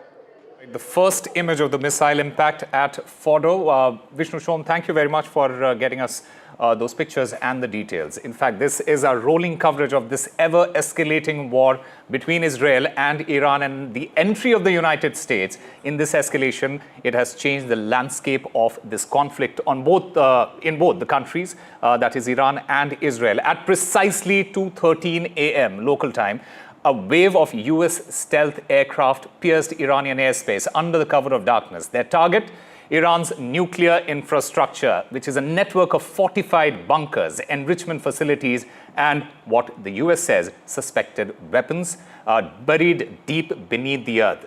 Meanwhile, the Prime Minister Narendra Modi, he has spoken to the Iranian president. He spoke with the president of he posted on his social media saying that spoke with the president of Iran. We discussed in detail about the current situation, expressed deep concern at the recent escalations. He also reiterated the call for immediate de-escalation, dialogue and diplomacy as the only way forward, and for early restoration of regional peace, security and stability. Meanwhile, more details are coming in on this particular call between the Iranian president and the Prime Minister Modi. This call came from President Pezeshkian. This came in the wake of the United States attack on the Iranian nuclear facilities. The president of Iran, he briefed Prime Minister Modi in detail on the evolving situation in the country. This call, in fact, lasted 45 minutes. He, in fact, went on to describe India as a friend and partner in promoting regional peace, security and stability. The president of Iran, he also thanked the Prime Minister of India, Prime Minister Modi, for India's position and call for de-escalation, dialogue and diplomacy. India's voice and role was important in restoration of regional peace and stability, is what the president of Iran, Pezeshkian, has said.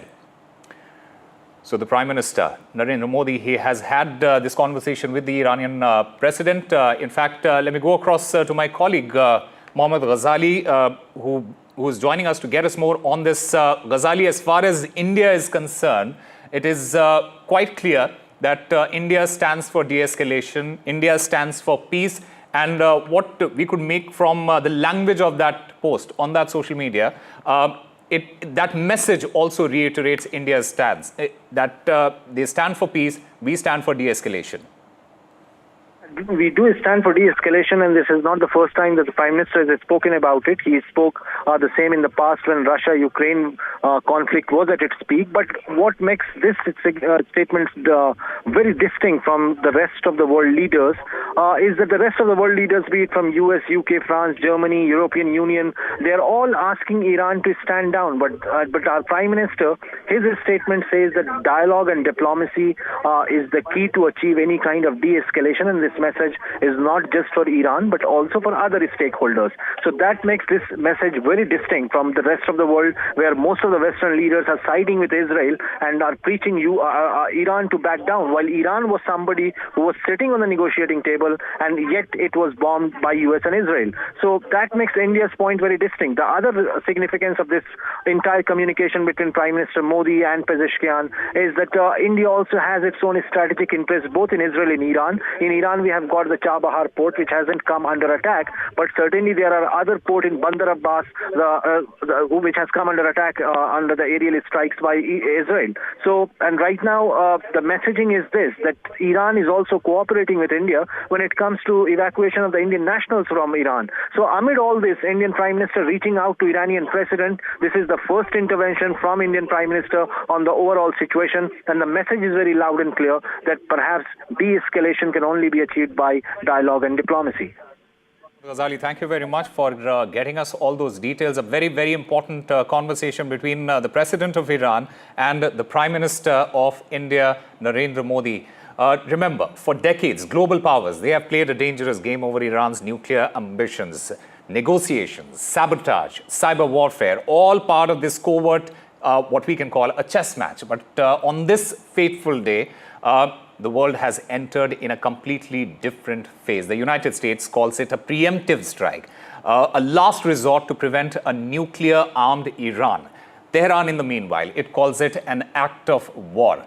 What has followed is not just a military conflict, but a geopolitical reckoning. And this has raised so many vital questions. Will the regional alliances shift now? Is the line between conventional warfare and global catastrophe getting blurred by the minute?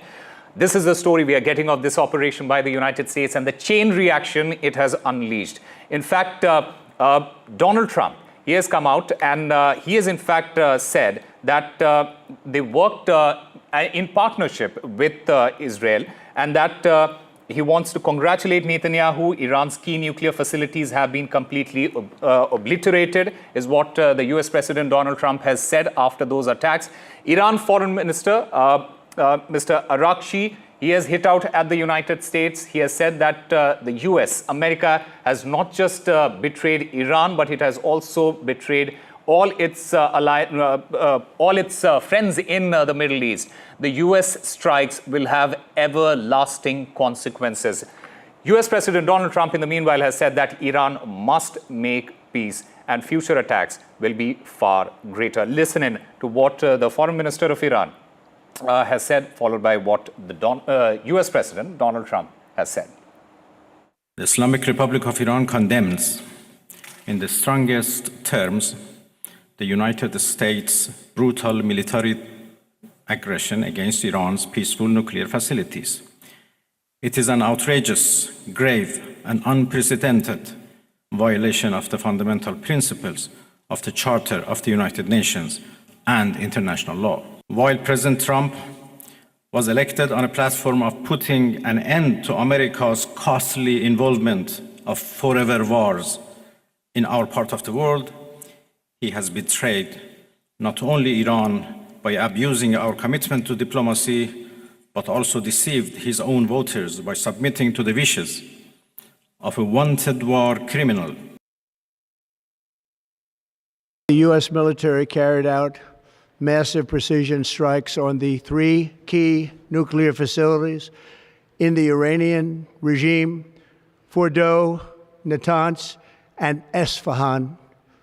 Everybody heard those names for years as they built this horribly destructive enterprise. Our objective was the destruction of Iran's nuclear enrichment capacity and a stop to the nuclear threat posed by the world's #1 state sponsor of terror. Tonight, I can report to the world that the strikes were a spectacular military success. Iran's key nuclear enrichment facilities have been completely and totally obliterated. Iran, the bully of the Middle East, must now make peace. If they do not, future attacks will be far greater and a lot easier. There's no military in the world that could have done what we did tonight. All right, as far as the latest in Israel is concerned, Iran has launched its biggest ballistic missile attack on Israel. Iran's ballistic missile has targeted Israel and multiple cities in multiple targets in Israel. And this is the biggest ballistic missiles that is targeting Israel as we speak. The IDF, in the meanwhile, it has bombed Iranian missile launches. And these are the 2 pictures that you can see on your screens. On the left, it is the IDF that is bombing Iranian missile launchers. These are the thermal images that we can show you at the moment. On the other side, Iran has fired its biggest ballistic missile.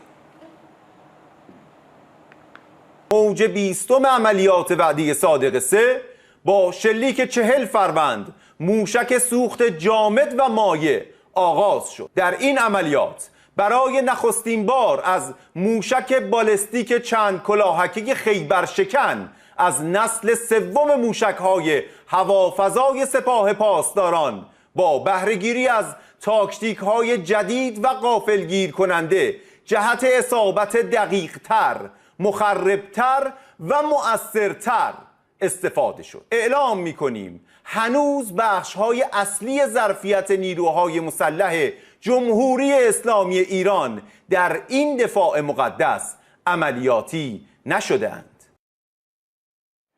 All right, what is the latest situation as far as Israel is concerned? My colleague Ankit Tyagi, he has been tracking all the latest developments there. Take a look at this report that he has sent us earlier. I'm still on the outskirts of that location where I was earlier, but just to give you a sense of the impact that it has taken, let me show you. Ricky will just turn around and give you a sense. That's the house, just about 250 meters from where we are standing, where the direct impact took place. Now, let me turn around and show you what all happened in this radius of about 600 to 700 meters. This is a shopping center behind me, which you see, and the entire front, the entire front of the shopping center has absolutely been damaged. In fact, I was just told there is a restaurant called Giraffe. It's a very famous chain in Israel. That restaurant is on the first floor, which is completely, broken right now, completely damaged right now. The other important aspect of this neighborhood, it's a very quiet, suburban, upper middle class neighborhood. I will show you, and that gives you a real sense of, when we talk about war and the price that people have to pay for that war. This is a synagogue behind me that you are seeing, and it's right next to a children's playground. So it's a little play area for the children here in this suburb, and the synagogue has been damaged. The glass or the windows have completely been shattered, and there is damage on the playground as well. It has been covered by this tape, so we are not allowed to, in fact, cross that. But it gives you a sense of the kind of impact that missile which hit that house has had in this area, which is still being cleaned, which assessments are still being made about the kind of damage that it has taken place. With one house where the direct hit took place, that has completely been torn apart, absolutely destructed, and the other one right next to it is also has taken quite a hit, quite severely damaged. But the entire radius is about 700 to 800 meters, coming to this shopping center as well, which is at this moment, in fact, being cleared of the debris from all across to the synagogue and the areas around it. This gives you a real picture of the civilian areas which have come under attack in the latest barrage from Iran this morning. The total number of injured have gone up to 85, including about almost a dozen which were injured in this area. Thankfully, none of them critical. But at this moment, Israel, there is a heightened sense of tension in the country, expecting more barrage from Iran. Since the morning, the developments have taken place. Meanwhile, NDTV's Ankit Tyagi, he's there on the ground in Tel Aviv. He has been reporting from the war zone. All this while Iran has fired missiles. Those missiles are flying over the airspace of Israel. Air sirens could be heard across Israel, and especially in Tel Aviv, where Ankit Tyagi is reporting from. Many residential areas, they have also been hit in Israel, and NDTV is showing you the impact in Tel Aviv, the capital of Israel. Take a look at this ground report by Ankit Tyagi.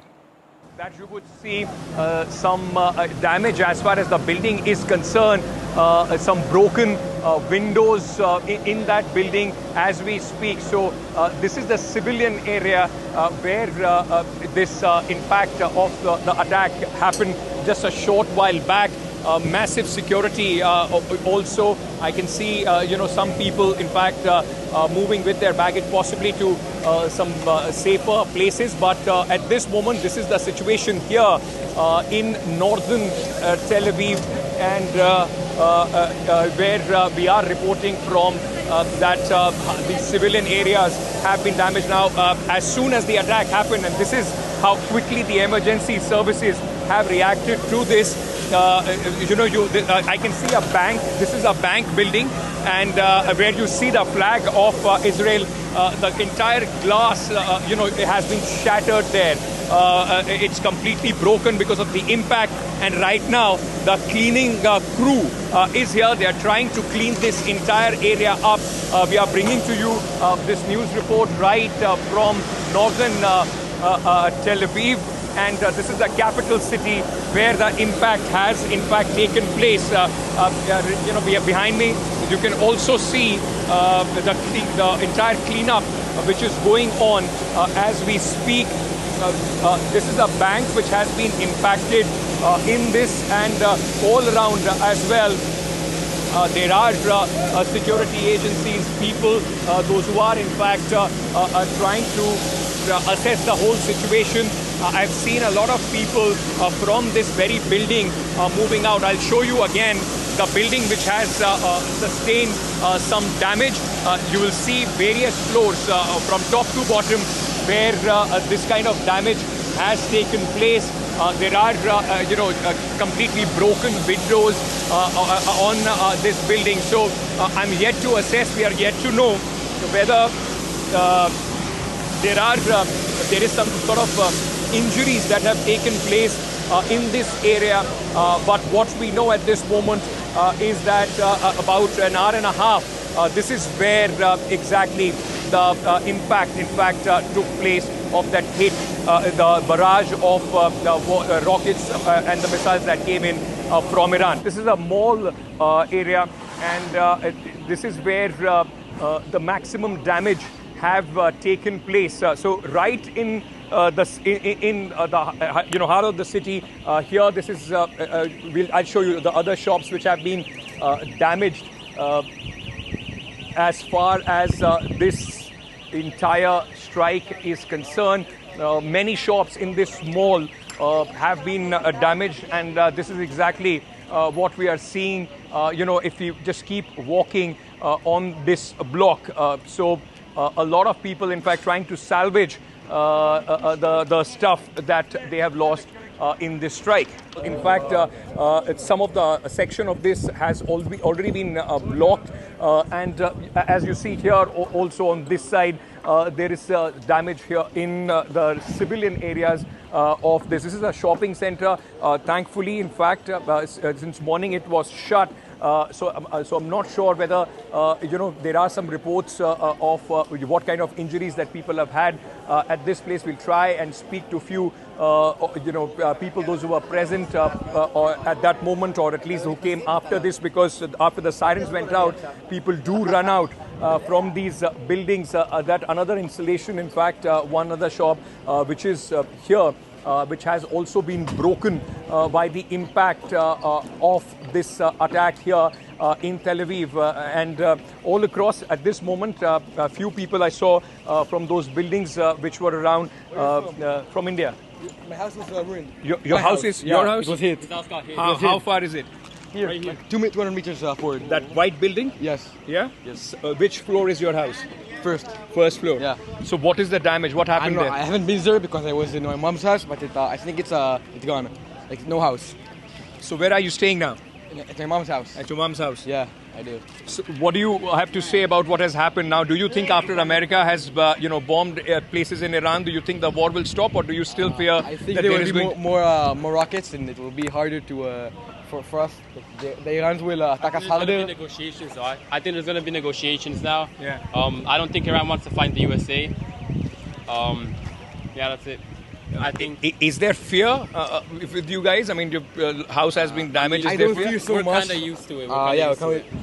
We're used to it. We're okay.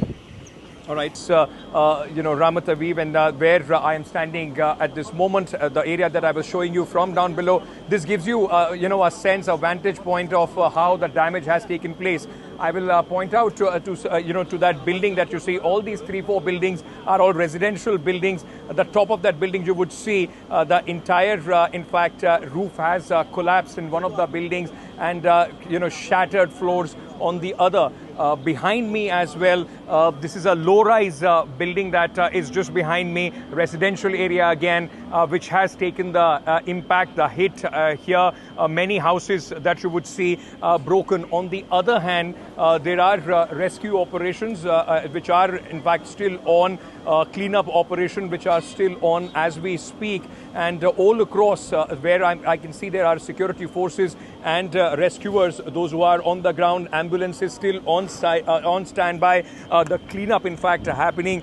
These trucks, as you will see behind me, are taking away all that, in fact, they can pick up from this place. So this very much is near the university here in Tel Aviv, where this hit took place a short while back. And all across at this moment, the people, those who have their houses here, not allowed to go in. Some whose houses are intact are trying to take their belongings out from that very place. Ambulances, the fire security, and security officials all across in this very residential area. We are trying to make our way closer. What we have also learned is that this is a cluster of buildings upper middle class locality, Ramat Aviv, where I am at this moment. And the missile, in fact, flew in and penetrated right in the middle of those buildings. So it did not directly hit a building, but it hit in the middle of those cluster. And that's where the security forces, are, at least at this moment, are not letting anybody go. But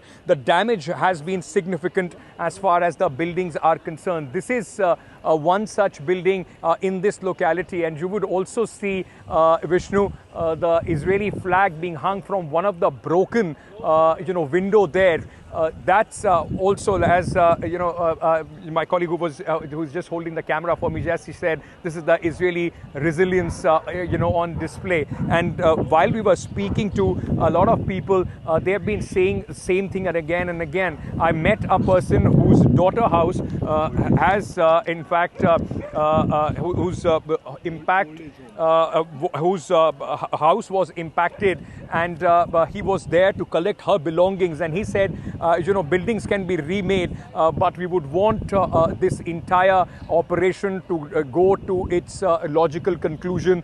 They believe that this operation is going to be prolonged. It will go on for a few days, but the people are prepared here. Let me also show you, Vishnu, what I've been told is that this is possibly one of the old age home here, which has been impacted in this entire strike. Can I just very quickly, I'll just take 1 minute. Yes. Your house has also been impacted, ma'am? Yes. Where was your house? Right here, upstairs. In this white building? Yes. On the, what floor was it? 8th floor. 8th floor. How significant is the damage? How badly is your house? It's all glasses and the windows and the doors fell and everything out of the closets, and it's all a mess. We're walking on glass. Where were you when the impact took place? We were across the street in a shelter, in a good shelter, yes. Until yesterday we went here downstairs, but it wasn't a good shelter, so I don't know why we had an idea to go to the other shelter this time. So what happens now? Where do you go? The whole building goes to a hotel. Okay. All of you are being taken to a hotel? To a hotel, yeah.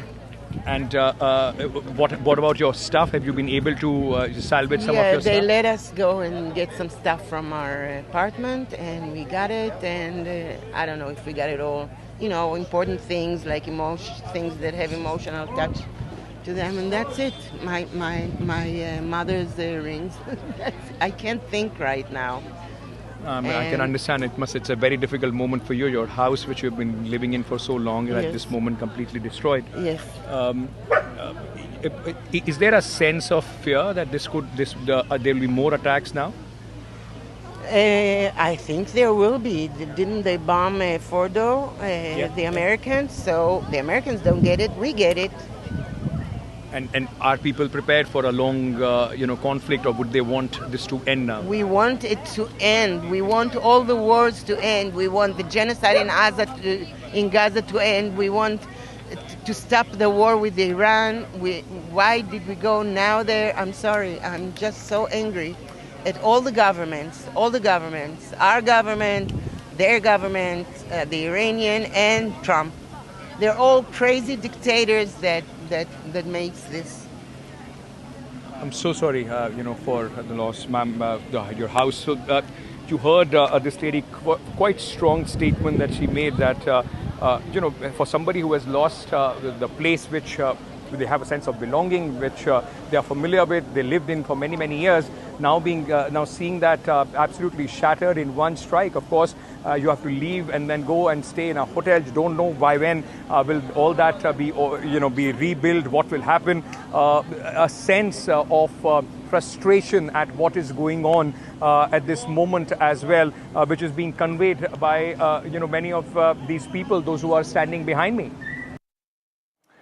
Meanwhile, as part of Operation Sindhu, evacuation is taking place of all the Indians, especially students from Iran. One such flight carrying students from Iran, it has arrived in New Delhi. This flight is carrying over 280 Indian students, and it has now landed at the Delhi airport.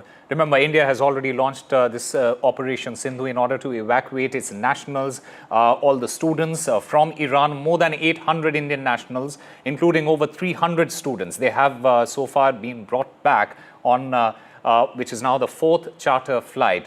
2 were from Iran's Mashhad and 1 from Turkmenistan's Ashgabat. In fact, my colleague Tanushka Datta, she's tracking all the latest development. She's at the airport right now. Tanushka, take us through what you're hearing, and have you spoken to any of these students who have returned? Right, Osama, I'm currently at Terminal 3 of Indira Gandhi International Airport, and this flight from Mashhad has landed at the airport. And students, of course, these 280 Indian nationals who were stuck in Iran have been brought back. They've been brought back in evacuation as part of Operation Sindhu. We are also being joined by a parent of one of these students who was stuck in Iran and is back on this flight. Sir, आप हमें अपना नाम बताएं and tell us who from your family is coming back. मेरा नाम doctor एहसान है और मेरी बेटी आ रही है. आपकी बेटी इतने दिनों वहाँ पर ऐसे हालातों में अटकी हुई थी. What were the tensions like? I'm sure आपकी फैमिली बहुत anxious रही होगी. डेफिनेटली जाहिर सी बात है. हम तो जब शुरू में ये सारी सिचुएशंस आई तो उस वक्त तो लोग सोते भी नहीं थे रात में, लेकिन धीरे धीरे आदत हो जाती है आदमी को, तो थोड़ा सा हैबिचुअल हो गए थे, फिर नींद भी आने लगी थी. फिर बच्चों की तरफ से भी थोड़ा सा इत्मीनान रहता था कि ठीक है, वहाँ सिचुएशन अंडर कंट्रोल है. दूसरी बात है कि हमारी जो एम्बेसी है ईरान में, वो अपना काम प्रॉपर कर रही थी. हमें कोई टेंशन लेने की ज़रूरत नहीं थी. सब स्मूथली वहाँ चल रहा था, और ज़ाहिर है गवर्नमेंट ऑफ इंडिया की मदद ही की वजह से ये सब संभव हो पाया है, मुमकिन हो पाया है कि आज बच्चे आ रहे हैं, बिल्कुल सेफली आ रहे हैं. अभी आपकी बेटी वापस आ रही है, एंड आज भी यूएस के कारण एस्केलेशंस बहुत हुए हैं ईरान में.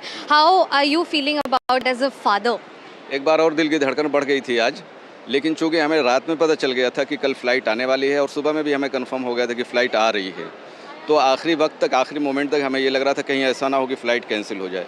जब बच्ची का वहाँ से मैसेज आ गया कि फ़्लाइट में हम लोग बैठ गए हैं, फ़्लाइट उड़ान भरने वाली है, तब हमें सुकून हुआ कि अब आ ही जाएगी.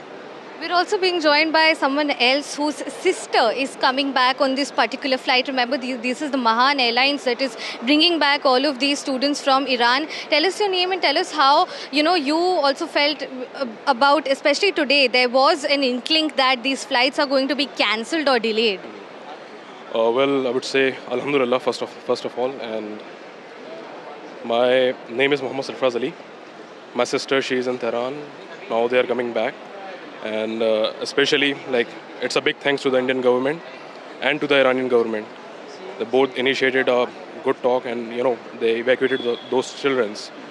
And especially for my sister, I would say they have seen those things and they have learned a lot from those things, like how to make yourself more and more relaxed in the war situation. And especially I like the courage. Those children, they are seeing all the things, and now they're coming back. And yeah, that's right. So, this is what we're understanding. Naturally, all of these parents, family members have these anxieties with respect to their family members coming back from Iran. The situation is really escalated at Iran. We are aware of it, of the conflicts between Iran and Israel. So, as of now, we're still waiting for these students to come out. I'll keep you updated. All right, Tanushka, thank you very much for getting us all the details from there outside the airport. Meanwhile, we were getting you all the details and the reports from Tel Aviv, the capital of Israel. But what is taking place in another prominent city, that is Jerusalem?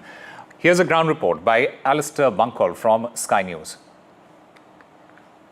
It, of course, is an attack on Israel because Israel has been carrying out wave after wave of attacks on Iran over the last 8 or 9 days. Hence why we've been seeing these daily missile barrages. But I think we'd also have to assume that it is the first reaction to what the Americans did overnight. Now look, that's a red alert, which means the sirens will probably sound in this area quite soon. Oh, there's a, can you see the trail of a ballistic missile there? Again, that looks to me as though it's heading towards possibly the Haifa or Tel Aviv region, where at the moment it looks like the majority of sirens are sounding around the Haifa and Tel Aviv regions along the Israeli Mediterranean coast. Another one as well. Oh, I can see quite a few there now. 1, 2, 3, 4, 5, 6. Interception in the sky above us, 7, 8. So that is a 9 now. So I think we're well into double figures of missiles fired.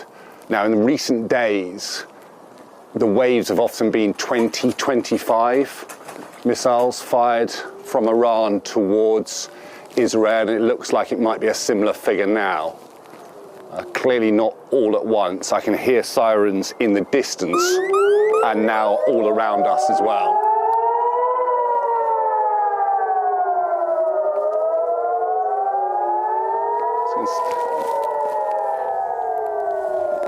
Okay, so sirens sounding in Jerusalem, which doesn't necessarily indicate that Jerusalem is the target of these strikes.